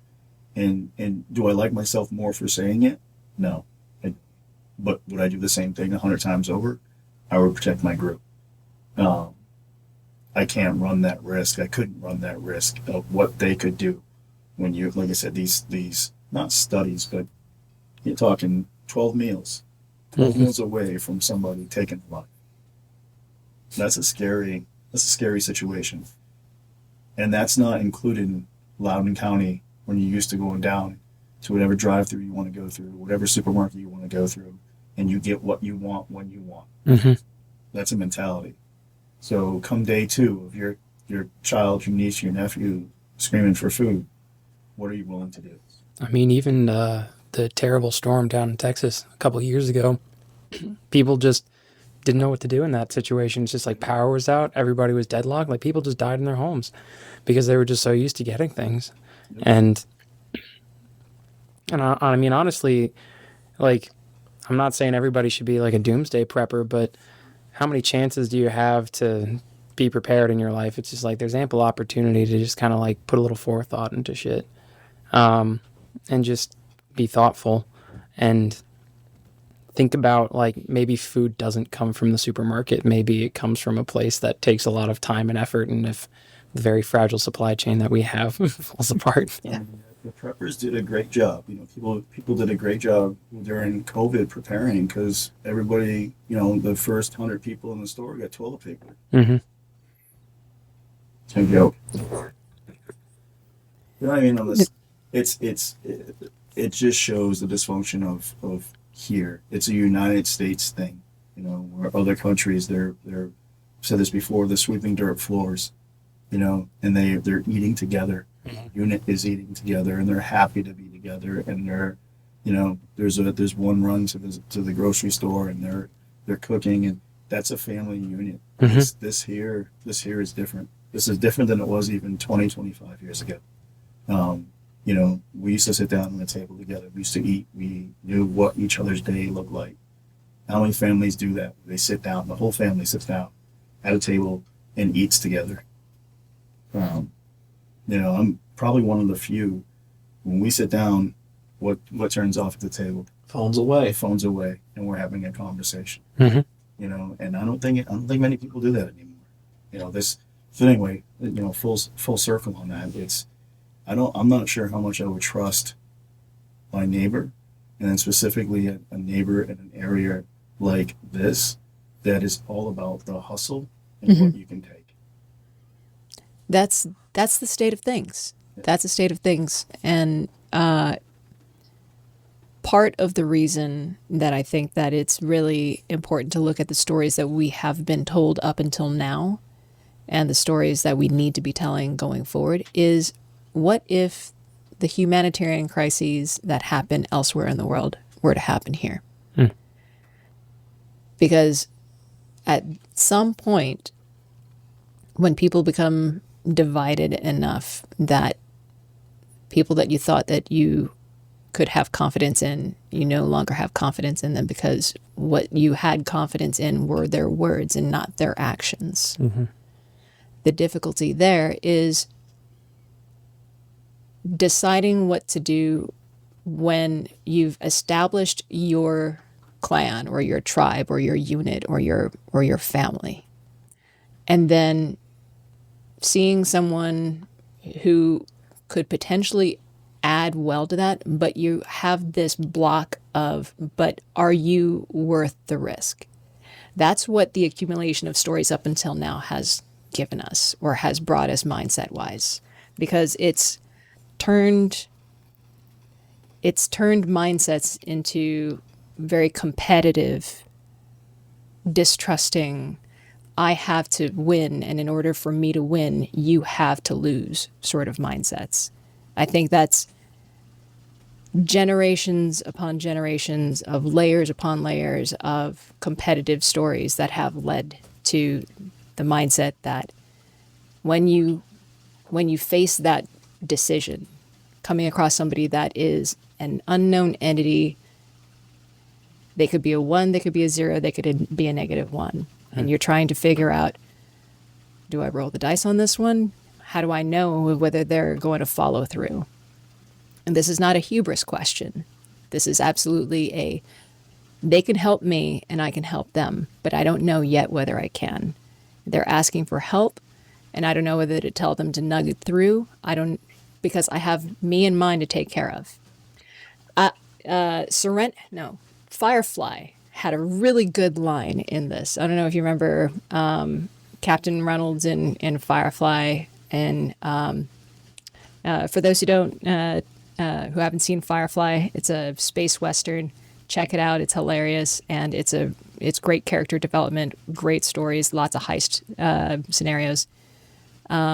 Captain Reynolds runs a tight ship, and he told the new guy on the ship, I look out for me and mine, and that don't include you unless I conjure it does. So here's us on the raggedy edge. We will all be saying a version of that some point in our life. And we're asking someone else to prove themselves when they're asking for help. And that's because layer upon layer of hubris-driven competitive stories, I think. That's my personal philosophy on how we got here and what stories need to change. Yeah, I'd have to agree with you on a part of that, and I you know, my fear is that, so like folks that are sitting at this table, there's a lot of intelligent thought going into this conversation, and the moral compass is good. The problem that we have going on is that, once again, I think too many people take the easier route and the handout. So all these experiences here, I can only speak to Kameron because I've been around him for 26 years. And so I can only speak to that one person outside of what you guys say. And I've known Connor for a year, and I get to watch, and I've known you for several. And I know your hard work. I know your work ethic, and I know you're a person of your word. Thank you. But for us to go through, you know, it takes folks like us to teach the next group coming through. Yeah. You know, so if you don't have those people that are willing to learn, then it's on you. It's on each one of us. When you go to bed at night, Cameron brought this up earlier, you know, once you lose your self-respect, you never get it back. So use your own moral code, your own moral compass, and decide whether or not those people are getting over on you or you're doing the right thing. And, Karen's been around me long enough to know, I've heard surly was your word you used for me earlier. And most people get that until they get to know me. Yeah. I usually go about 5 times further trying to help people than a normal person would. And it's not just because I'm soft with trying to help. I don't want to quit on a person until I know that I can't help them. So when I go to bed at night, once again, I don't want to lose self-respect by giving up on somebody who was this close to succeeding. As I said to Connor earlier, you don't know who else they're talking to. Mm-hmm. So you put that into play and go, I'll exhaust this until I feel like I can't do it with common sense, right? With intellect, what my heart and what my gut feels. But how many, when we sit back in your circle of everybody that that's asked for help, realistically, how many of those deserve it? How many of those deserve that much energy? How many times have you seen this at work where we try to help people? We just can't help them. Yeah. Right? And it takes energy. It takes away from the person that may need it. Yeah. Right? So it's just for me, I'm hoping, I'm rooting for everybody, but I know the 10%. I think I agree with that, and I think that going back to what you said about what does that take to bring that extra person in. I think humans can get a pretty quick read on each other, as far as energy goes. For example, like I met you probably about what 2 weeks ago. Yeah. And it feels like we're best friends as far as D&D. We're good here. Exactly. And we've had maybe a handful of conversations, but it was just that right off the bat of like, oh, like this person, knows what they're talking about. They're fun to be around, and like they're part of my group. Yeah. Like I want them part of my group, and I can bounce this over to Connor too, because at the gym we have a friend group of these guys that train there constantly. Like that's the group, and I brought Connor into it, introduced him to everybody, and I was the one that vouched for him. Because whenever you're bringing someone new in, like someone has to, vet them, right? Yeah. And so that way, if this guy turns out to be a square or just a bit of an asshole, like then it's your responsibility to do something about it. And like you were saying, like what is that? What do you need to do to kind of bring that person in and give them a chance? And, it's the same thing with Connor. Like, I talked to him a handful of times, and, one of the things that our group prides ourselves on is not necessarily our accomplishments or the fact that we all fight together. It's our inadequacies. Like, what makes us, kind of the inner reject that everybody has, right? Like, what, that thing that we're all a little ashamed of, but it's kind of encouraged by, because it makes us who we are. It makes us a little bit of a goofball or a nerd or something like that. And I vouched for Connor, and there hasn't been a day that I guess anybody's looked back as far as since he's been involved. And I guess I'll pass it over to him to see what kind of what that felt like, because that's a first-hand experience there. I mean, yeah, biggest compliment that I got was actually the other day when you said you thought you knew me for 2 years. I'm like, it hasn't even been a year. But It does feel like that. hey, I'm a very charming guy. I can. I never said that. Oh, I'm just saying that about myself. I just know it to be true. I am. No, and it was really nice. And honestly, one of the kind of touching on something I wanted to talk about is I personally am a big believer in now more so recently in trying to make connections with people in the place that I live, because for a long time I was just kind of existing on the internet, and I saw immediately when I came into the gym how much you guys emphasized being a group together, going to places together, and it honestly felt amazing. It's just like it hadn't been since honestly high school. Like I had a couple close friends in college that I would hang out sometimes. It wasn't since like high school that I had like a group of people that I lived near that I could hang out with regularly. And I got some friends in town too, but it's just like, y'all are just like one big family. And I did recognize that immediately. And that was one of the big things that, Scott, you always talk about. And I picked up on immediately. I was like, I like this place. I like this place a lot. Because, I didn't know what to expect when I came into the gym. I wanted to get some skills, and I wanted a place that emphasized quality, that wasn't just going to, pat me on the back or anything, that was going to push me. And I found that, and then I also just found a great group of people, and you guys scooped me up, and I was like, damn, this feels pretty nice. Y'all are pretty chill. Yeah, it definitely, it's a family setting, and it's such an anomaly.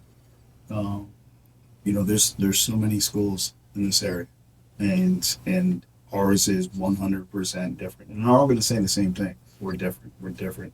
We are family, and we vet our guys. There was a running joke for a while that I kicked out more than I kept.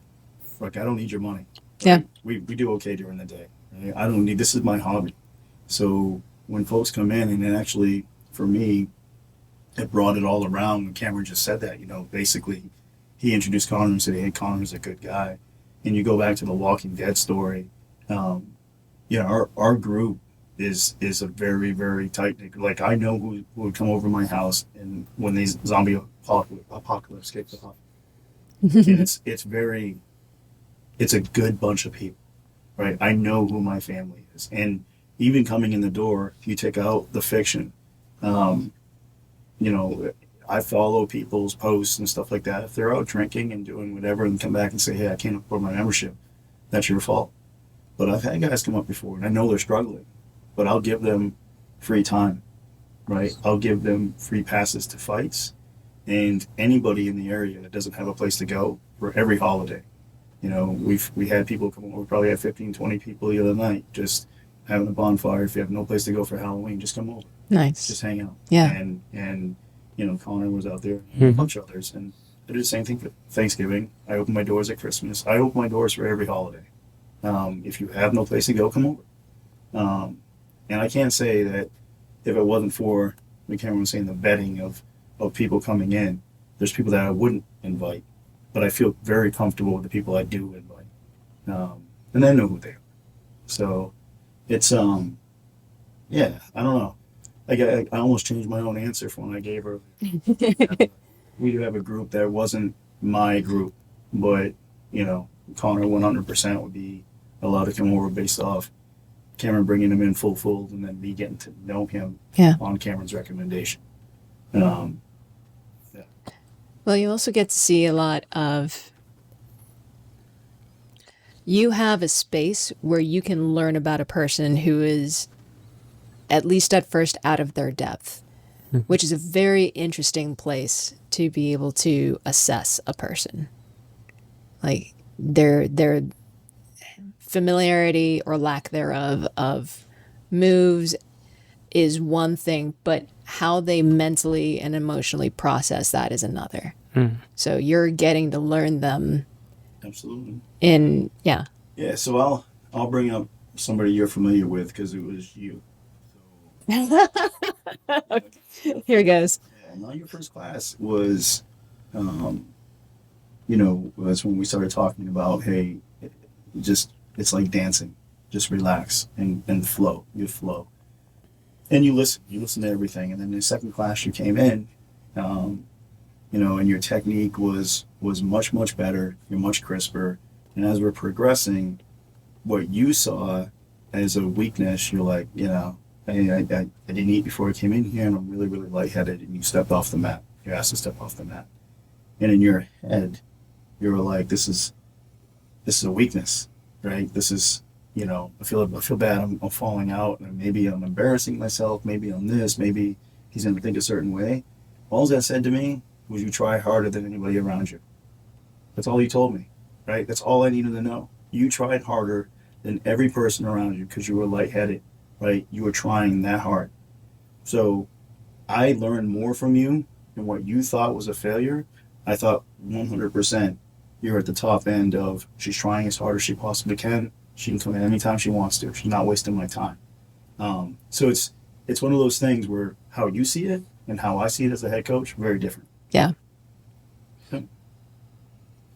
I will say one thing that really has one experience that has burned in my head was one time I was sparring Michael and I started flagging and I kind of just started going limp a bit and you and crew started screaming at me like, are you fucking giving up right now? And it's just like I dreamt about that for a couple of weeks. I was like, damn, like you guys were angry. And it's just like I knew that you guys were angry because it's like you knew that I had more in the tank and I wasn't giving it. And that really stuck with me. That was a few months in and I remembered it, and it's just like it's so strange to get like this endorsement of like you can do this, but through anger. It's funny that you say that. Ironic, I guess, because everybody has their moments where in my head I have not justified. I figured out how much time I want to put into them, and you had yours.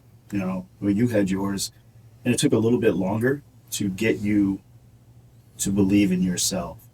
But where I noticed that was the smoker. And then afterwards you came to me and you're like, it's not what I wanted, something tougher. You didn't want to say that your opponent wasn't where you expected them to be, but you wanted something tougher. And I knew exactly what you meant. But if you had came up happy with what you had done, I knew we'd reached our limit. You came up and you're like, hey, I want a tougher one next time. He's already planning on next time, and you want a tougher opponent. Nice. That told me enough to give you a pass for the next whatever else. So I'm like, now I know. Now I know a mentality, because it wasn't showboating. It wasn't anything. It was very humble. It was very, I want a challenge. Yeah. Like, okay. Now we're getting some. Nice. Well, welcome to the fold, guys. Thanks. I've vetted you guys for this podcast, so please come back. Yeah, definitely. Whenever you want us. We have time enough for a sponsor plug and for a last roll. So, in the meantime, tell me about that mead, and I'll tell you about mine. Yeah, I can't tell you about it because I have a habit of buying alcohol when I don't drink. So if it looks cool, I go and I'll snag it up and and I bring it to places so I can look cool. I can't tell you anything about it other than I was on a meat kick for a bit, and if there was something that I drank, I would have a glass of this at night, and because I don't drink, usually pass out within 10 minutes after I have it. So Like clockwork. yes, thanks, Cam. So I wish I could tell you more about it. It's delicious. It came highly recommended, so that is very good. Well, I'll tell you a little bit about mine, and not too much because you couldn't tell me a little bit about yours or too much about yours. But Good Times Mead is eventually going to be open for business, and there is a wide selection of it being brewed by a pretty much a guy that looks like a Viking. But he is just the best-spirited person you've ever met. And he makes apple cider and mead mixes, beer mead mixes, wine mead mixes, and tea and mead mixes. And the one I'm having is tea mead. What I actually, though, wanted to see if you could do both, because you multitask and are multi-skilled, is if you can Vanna White something for me. Sure. I've got merch for the podcast, and the podcast is the merch you can find for the podcast is by Divergent Arts Styles. I hope I get that right. And you can find the link for that in the link tree. For that, you'd have to go to linktr.ee/Tavern Stories podcast. And down on the bottom, there's a link to the Etsy page where Divergent Arts Styles is. We've got books, we've got shirts, we've got decals, pictures, and steins and mugs. You need more cleavage from. Well, actually, I could probably show a little bit of this. Speaking of which, talking, or what is it? Telling tavern stories for the ones that DM or who do their own telling of stories, and listening to tavern stories if you are a listener for the podcast. So, a couple of colors in the shirts. In the jackets, we've got 4 colors: grays and greens. And then probably my favorite thing is the Sherpa blanket. So if you are sitting next to a bonfire, and having Scott tell you how you need to pick up the pace, man, Goddamn. This is difficult. then you probably want one of these wrapped around you. It's got the fluffy stuff on the bottom. You can share. And that's pretty much it. Probably Big Spoon. No. Thank you, guys. Let's do one more roll, and then we'll call it. Sure. 2. 3. So 3 and 2. So topic is In Too Deep, and for stories, Star Wars. That was mine. That was about escapism and stuff. In Too Deep. Yeah, so Unpack that a bit. yeah, when I was in college, I played a lot of D&D online, like on Roll20 and stuff, and over voice through Discord. And I mean, I also played some video games a lot too, but mostly it was mostly D&D. And was on a server for a very long time, became like a mod and a DM on there. I DM'd a lot, I played a lot. And one of the things that one of the phenomena we noticed, we called it protagonist syndrome, where people would get really, really, really heavily invested in the characters that they were playing in these games. And everybody kind of began to notice it as just a thing throughout the server, where people were coming on here specifically just to kind of get away from their problems. Specifically to just be in a controlled fantasy setting where, they could min-max their character, they could, do everything that they wanted to do, that they could feel in control, that they didn't feel like they had to fail, talking about stuff that we talked about earlier. And yeah, and I think it made people withdraw, I think, from their, I guess, their regular, like, outside life. I mean, a lot of these people, it's just other kids in college and stuff online. It seemed like they would never leave their dorm room or anything like that.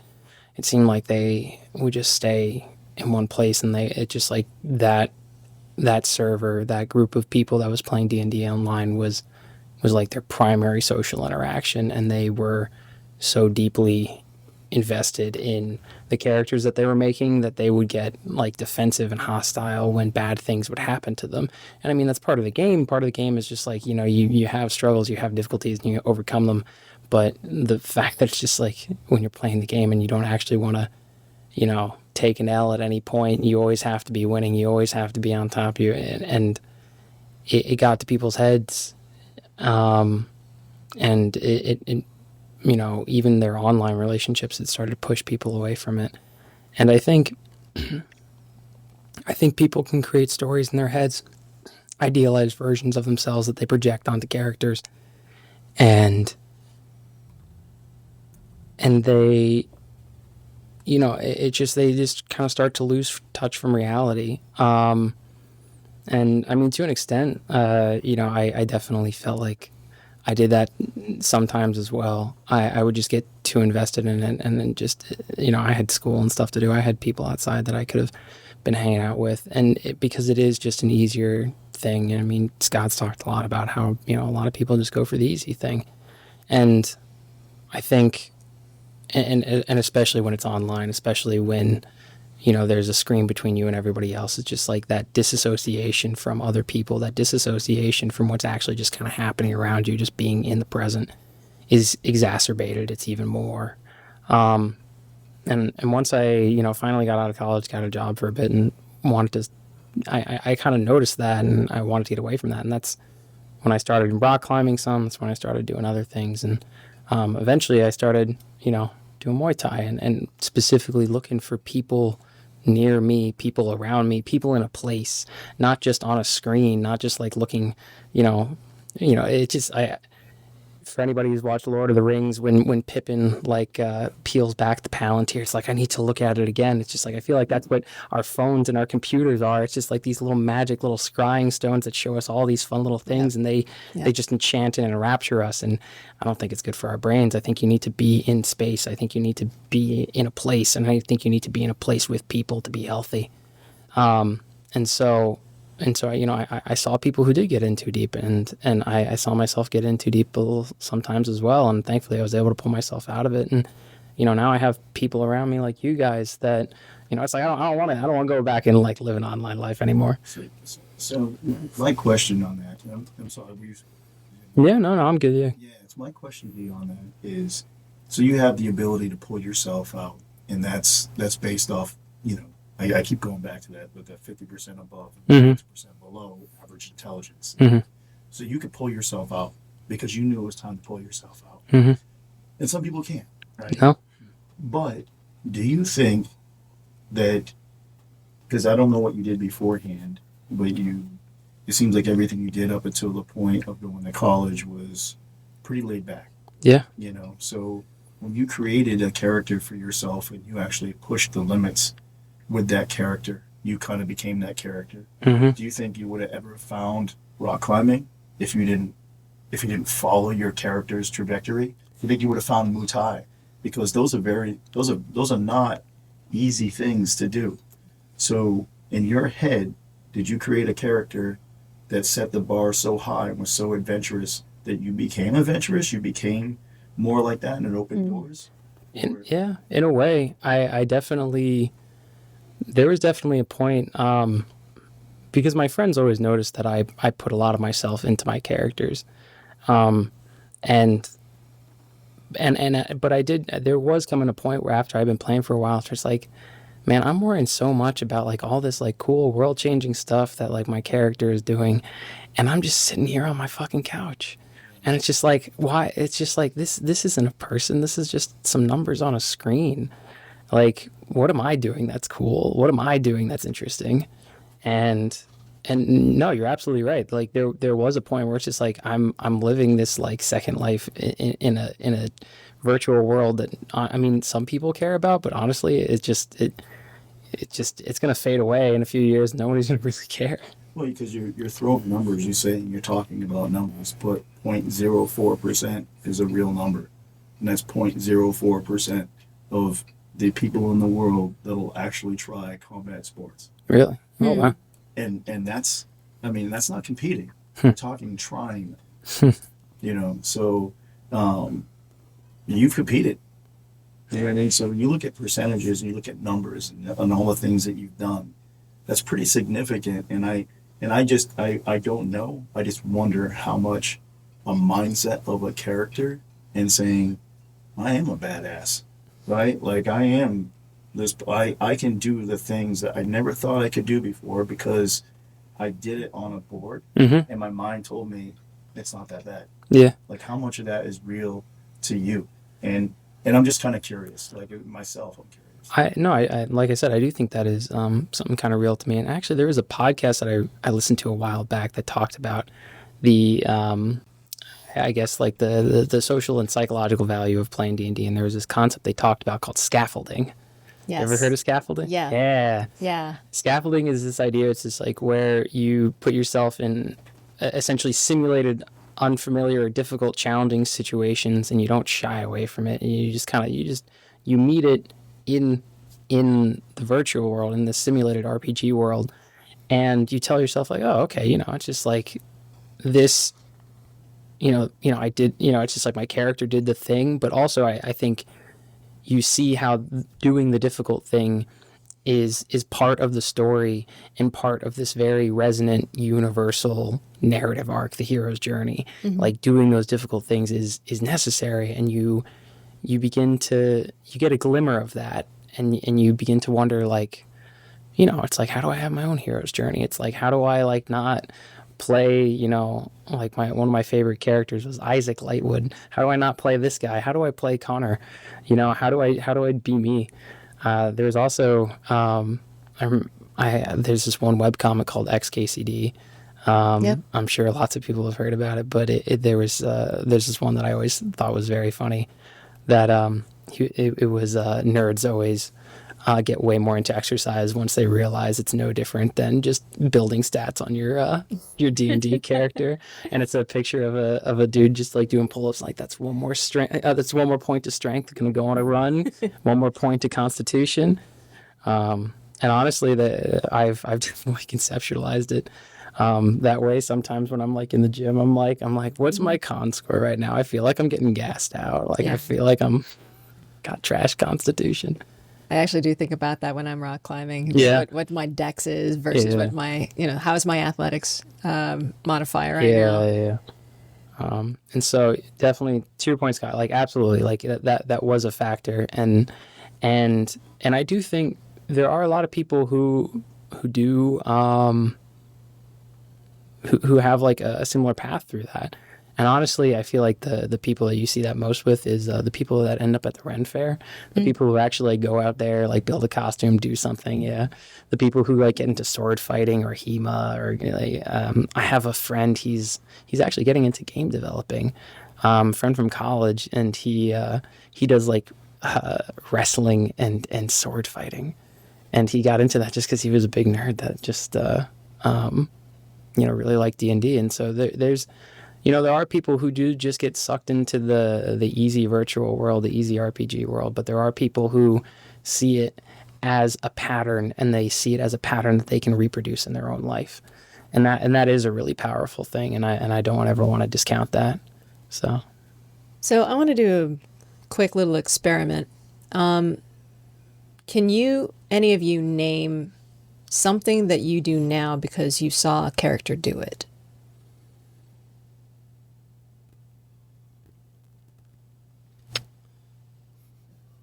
Normally you do it like people do it passively, but then once you put them on the spot, that's that's out the window. Because I know I do things from like characters and stuff that I've seen on screen or in video games, but just now that you bring it up, like, So I feel like I had it first, and then the Witcher took it from me. Now when I do it, I'm like, oh, people are gonna think I'm, but my growl. Yes. I've had enough of something You do that, a yeah. lot. Yeah. And he pointed it out to me watching it, and I'm like, I can't even say I don't do that. I do that all the time, right? But I feel like I owned it first. I don't know. I just had one character that was like very acrobatic, and I'm trying to learn how to do his handstand right now. I'm getting close. You're there too. I'm Yeah. also trying to learn how to nail a handstand in the middle of the room. Maybe like a. Oh yeah, no, I don't want to stop at a handstand though. Eventually, I want to be able to do like a freaking backflip, back handspring thing. There you go. I want to be acrobatic. You want to go down the monk route, right? Or I don't know. I just want to be able to do cool shit and climb trees and backflip and stuff. I have a picture of a shirt that I really want made. And the picture looks really cool. It's a singlet that says, "I'm training so I can do what my D&D character does." True. Wrestling singlet? Yeah, Really? yeah. Nobody should ever wear that. It's coming. Just so you know, it's on its way. So I have to ask, Yeah. how close are me and Declan to like the same person? Because everything I'm reading on here, I'm like, yeah, I could say that too. Oh, geez. You guys, I don't know. You can have your bromance right there. I guess, hey Declan, scale of 1 to 10, how much do you relate to Scott? Declan is our barkeep, by the way, for people who can't see, actually. The fact that he's not answering right now is a lot. Yeah. No, since we're just talking about mannerisms and things like that, he also we've been watching Yellowstone, and a lot of Kevin Costner's character. It was just that kind of character as well. We watched it. It's like, yeah, I see it. Yeah, I've gotten by just with a grunt and feel like that red from that '70s show. I don't have to say you're a dumbass. I just go, You have a look that does the growl itself. Oh yeah, no, I've seen it. I've seen it all. It's a kind of his resting face at the office. Yeah, I mean, which is funny because I've had conversations with him about that of like me coming to talk to him, just everyday stuff, and then him looking like he's angry about something. But that's just he'll say it himself. Like half the times he's rerunning Looney Tunes in his head, and he doesn't even realize that he's zoned out, and that's just kind of what his face defaults to. And then as soon as you snap him out of it, like he's all happy and smiling. Yeah. But it's just the fact that he's sitting there just okay, well maybe later. It's okay. It's not that important. Like I'll just talk to him later. I'll be like, where are you going? Like but yeah. well, I got a lot of that from you when I first started working for you. Yeah, I'm sure there's a few people. Yeah, I know there's a few people that and there's zero value in some, but yeah, I don't remember you being one of them ever, but I probably did. Oh wow. I sidestepped that one. Yeah, no, you were always good at what you did. You were very. I'd say you're probably one of the best analysts in the building, and most would agree with that. Stop. No, keep it coming. No, I left for your background. I worked with him. I worked with Scott for a couple of years, and then there was a government position elsewhere that I took, and it was a managerial position. So when I went to the managerial position, I was actually telling myself all the things that annoyed me about Scott as a manager, I'm never going to do. There was like a short list, and it was things that I was like, I don't know why he does this. It's just a him thing, but I'm going to make myself more available. I'm going to answer all the emails. I'm going to, there was just, and there were things that he would say that I was like, it's never coming out of my mouth. And lo and fucking behold, for a year, I found myself doing all the things that you would do. It was, not being at my desk half the time because I was tracking somebody down and trying to say, look, that email that I sent, here's the background on that. Or I want to say this to your face because I want us to be on the same page about this. Or let's work through this together. Or your tone sounded a little bit off on the phone. Can we talk about that? There was so much about face to face that made things possible that I was doing that nobody else in the building that I went to was following through on. And I was building bridges that had been long burnt. yeah. And I was saying to people, I'm sorry, my schedule is not my own. That was something that I used to get from Scott a lot in terms of like, this is something that I have difficulty with understanding about him. When I was, first working for him, I was like, I don't understand why it's so difficult to like get back to me in like, under 3 days, for a 2-line email. But I started telling people, I'm sorry, I feel like there's, the email that I start first thing in the morning, and then by the end of the day, that email still has not been sent. It's about like, 3 lines written out with all the intention of sending it. And I even crossed paths with that person I was going to send it to. And I said, look, that email is going to be sent. I'm going to get to you. And either it never gets sent because we finally, work it out in person, or we built that bridge, or, we made that thing work, and that email just never got sent. There were things about how you treat people that were very important for me to do because I wanted people to feel like they are being taken care of, that I am spending time with them to get to know what their context is. And that way I can be bilingual between that person and whoever's on the other side of the conflict. And that went miles ahead of what other people said they would do but never did. So at the end of a year of being there, and then all the problems at my level were eventually easy to fix. It was the problems that were at the level above me that weren't. And it was those problems that I said to the higher management, this is yours. I got as far as I could with it, and now it's yours. And if you can't take care of it, these are all the people that affects. And I did the best that I could. And then I came back, and then I found myself in front of you one of the first few weeks that I was there, and I said, everything that annoyed me about you, I started doing. And everything that you do, I now understand better. I'm listening now. Tell me more about what I need to know. And you said something that was very important for me to hear. You don't have to hit a home run every day. And you saw me burning out when I was working for you, that I was trying to hit a home run every day. You, and so to your credit, you are driven to succeed. And I've said this earlier, and this is not because you're here. You're probably one of the best analysts in the building. And I said that before.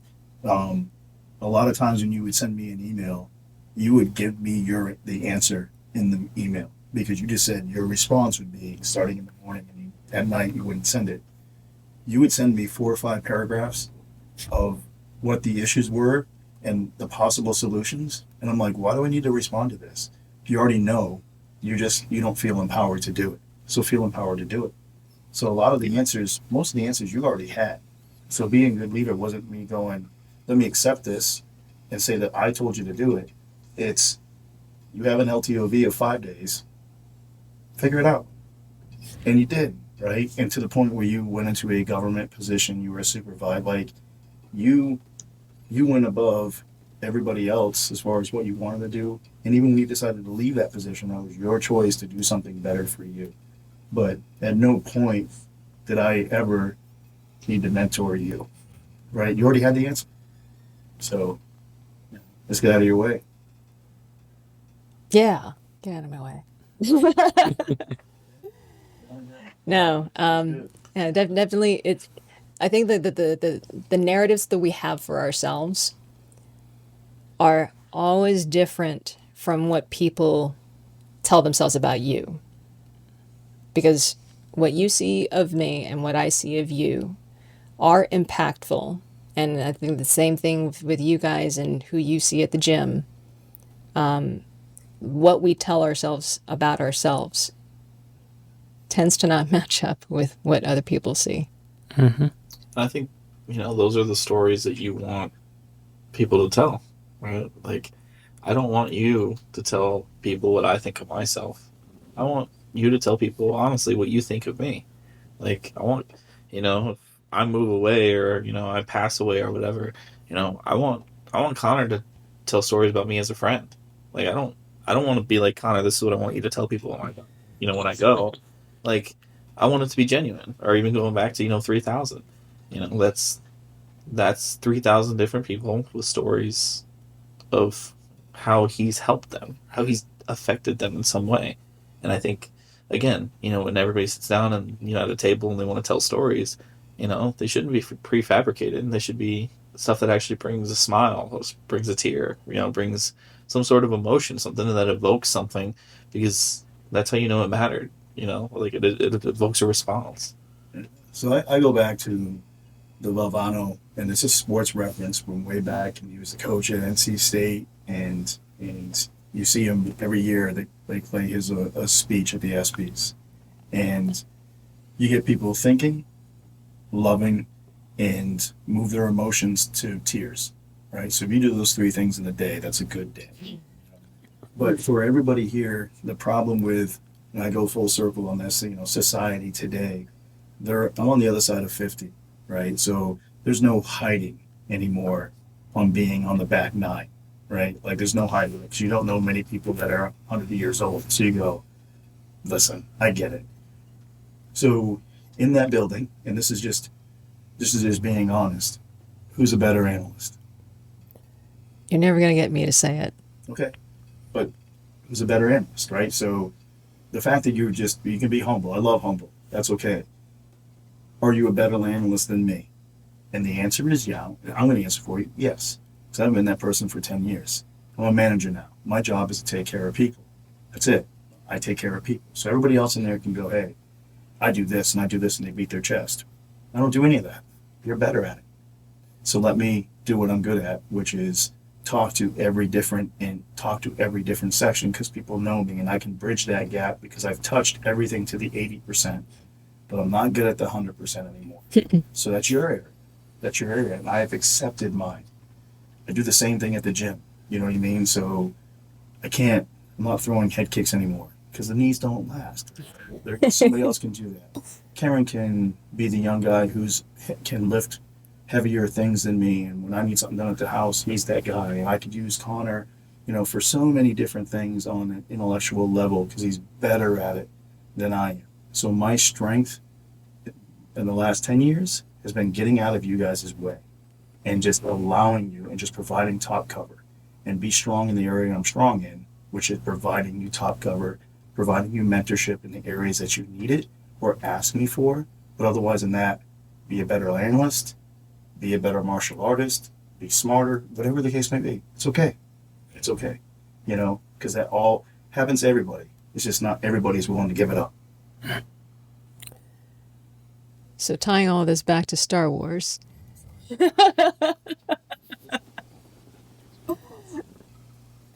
Thank you also for the stories and the praise. At the end of the day, I think I think your goal of, reinventing or at least coming back to stories that people want to hear, things that people should hear. And I think one of the biggest things that, people always dream and like fantasize about is being a hero in some story. And I think, you mentioned Lord of the Rings earlier, great piece of cinema, great, huge fan base. Star Wars equally the same, if not bigger, right? It's a, intergalactic journey where, a guy who, a farmer, he turns out to be the hero. And I think people, tying back to what Connor was talking about, I think it's easy for them to get lost in that, or even find pieces of literature like that, stories to push themselves to find out what they can be their own hero of, right? So, how can I be the Luke Skywalker of my own life? Mm-hmm. How can I, overcome this, whatever hardship? And, Star Wars is, so rich and diverse as far as lore and, stories, and there's been this, that, and the other, what people have said. But again, what we're talking about now, when you go, you want stories to be told about you, and you don't want them to be lazy. You don't want them to be like, oh, Connor really knew how to do his taxes. You want he helped me out in a tough time, or he went and he trained, and he Connor's the only guy I know that did so and so, right? Like this and that. And so I think, when people look at literature, look at Star Wars, and they find this grand fantastical thing that they can get lost in, and then they come back and go, well, how do I, it motivates them to find out how they can do that in their own life. So I think it goes even, so you're talking about an individual, when you're talking about the generational aspect of it. So I look at myself and I go, man, I don't know who it was that molded me to who I am today. I just am, right? Like I don't have an answer because I'm taking bits and pieces from a lot of different people. But if you reference life in general, when you're talking about the people around you, the martial arts gym, or even family, you want all of them to end up better than you, right? So if you're a good, not an instructor, but if you're a good coach, you want everybody to surpass where you were. And you tie it into Star Wars, and you go, so what had to happen for Obi-Wan to take the next step? Qui-Gon had to die. Oh, yeah. Right? Yeah. So for him to find that extra level, because he would have lost in battle. Yep. Right? If that didn't happen, he would have lost in battle. Mm-hmm. So, you take it to when Obi-Wan was older, what caused Luke Skywalker to take the next step when he was going to quit beforehand? You know what I mean? So all these different things of people that you look at and you learn all of these different things. And then when you're gone, the application of it, when that person's gone, the application of it is what's going to elevate you above that level. So it's whether it's in life or it's in fiction, it's in Star Wars. That's how all of these characters got to the next level. If Luke Skywalker would have quit, then Darth Vader never has the finding of his conscience in the universe. He was the chosen one. He was going to equalize everything. But it took Luke Skywalker and his love for him to go. Without his predecessors, there's no Luke Skywalker. Right. So Right. when I look at things, I'm simple. But you guys will be better. All of you guys will be better. And that's the legacy that you carry on, right? That's how you get the next generation that's doing better than the last. The next generation now, that is absolutely crucial, because if you look at everything going on today and, between whatever you want to call, if you're into skinny jeans, good for you.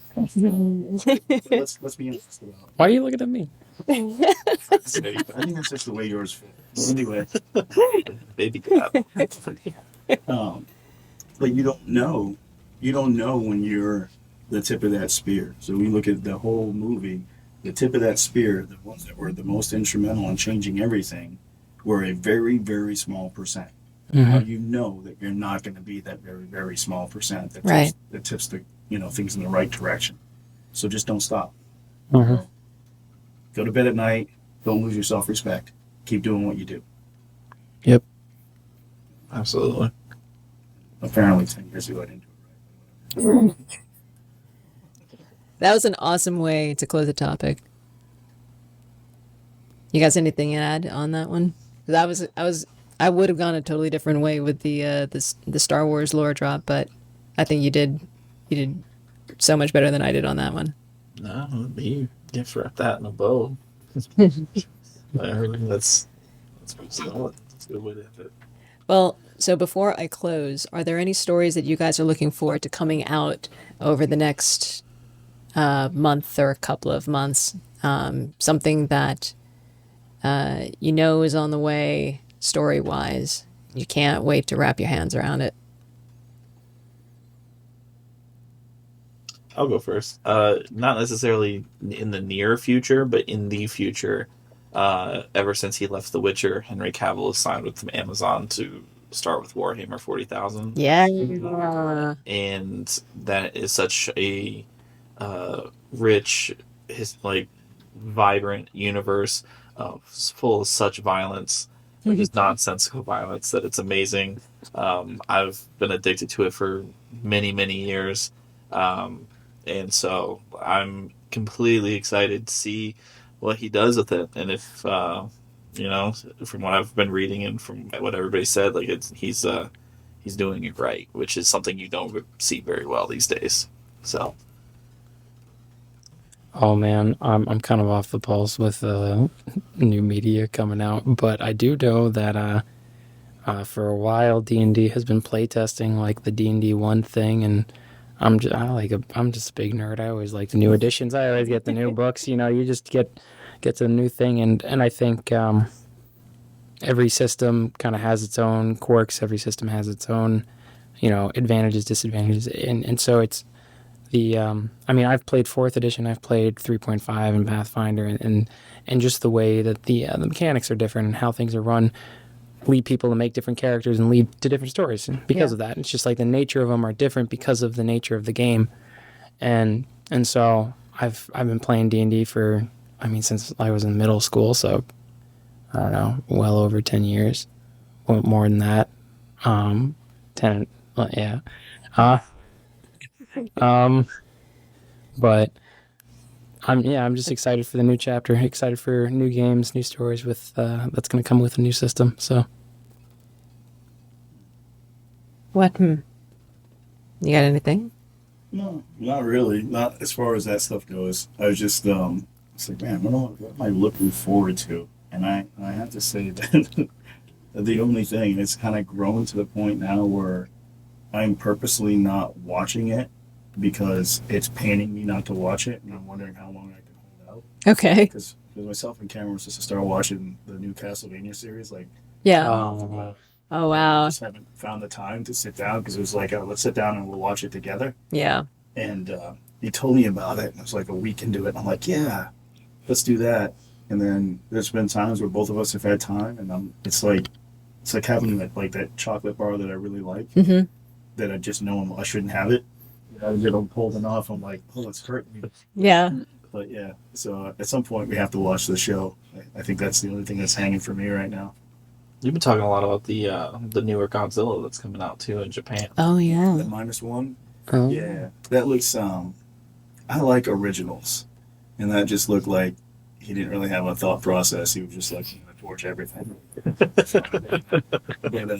Yeah, it went back to the old school of, I'm not the protector of the planet. I'm awake and I'm grumpy. Yeah, So, I get that. yeah. But yeah, I wouldn't mind checking that out. I'm kind of looking forward to whatever one shot that you pull together, Cameron.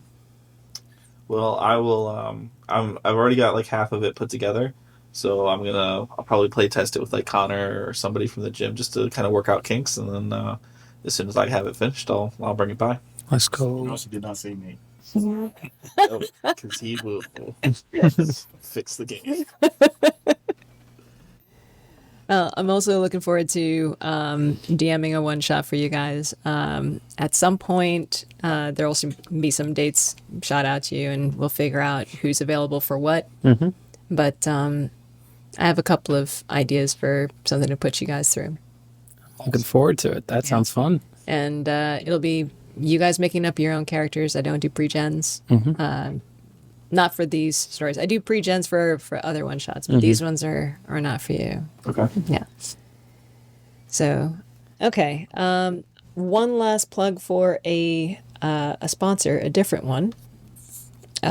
If you're interested in buying or selling or investing in property in the Northern Virginia area, reach out to the G&K group at gkgroupva.com, especially if you're military, an educator, a first responder, or a doctor, because beyond getting such epic go-getter real estate agents to work with, you can leverage the Homes for Heroes program. Ask about the Hero Reward check, where you can get back about $700 for every $100,000 in sales price.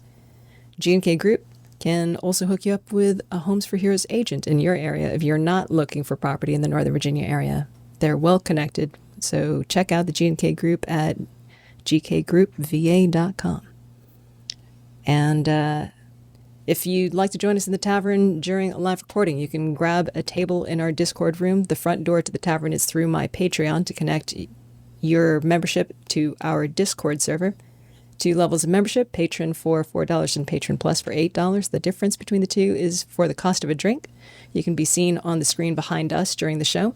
And for the cost of a 2-person round, you can see the bonus material in the loft level of the tavern, as well as participate in the Q&As. So I'll be hitting you guys up probably in December, see who's up for Q&A. And Q&A is also you guys asking each other about the topics that never got rolled. So you can see, for instance, how to win from Scott. Let's see. If you go to the show notes, you can see where else to find us, or just go to Linktree at linktr.ee/Tavern Stories Podcast. Come find us live streaming when we record on Twitch. Grab a table in the Discord with some friends. Listen to us on Audible, Spotify, Pocket Casts, and other podcast platforms, or watch the polished version of the episode on YouTube. You'll probably have sound quality fixed if there's any fixing that needs to be done. We have behind-the-scenes pics on Instagram, and if you're not a Patreon member, you'll see news on when we're recording a new episode. Subscribe everywhere so new eps show up in your feed. Season 1 ends in mid-December. And with that, thank you for coming to the table, guys. And Thank you for having us. Yeah. That was really fun. I'm really looking forward to the next one. This has been a good conversation. Yeah. I had a great time. Whenever you want us back, you let us know. Thank you so much. All right, guys. So, let's see. Here we go. Oh, and thank you, Barkeep, for Stefan, you're amazing. You're amazing. Best. Happy Connor didn't get that anime porn. Oh my god. I don't know. I don't know what you're talking about. This is slander. come back to the tavern and bring some good stories with you. And we'll see you next time, guys. See you guys. Thank you.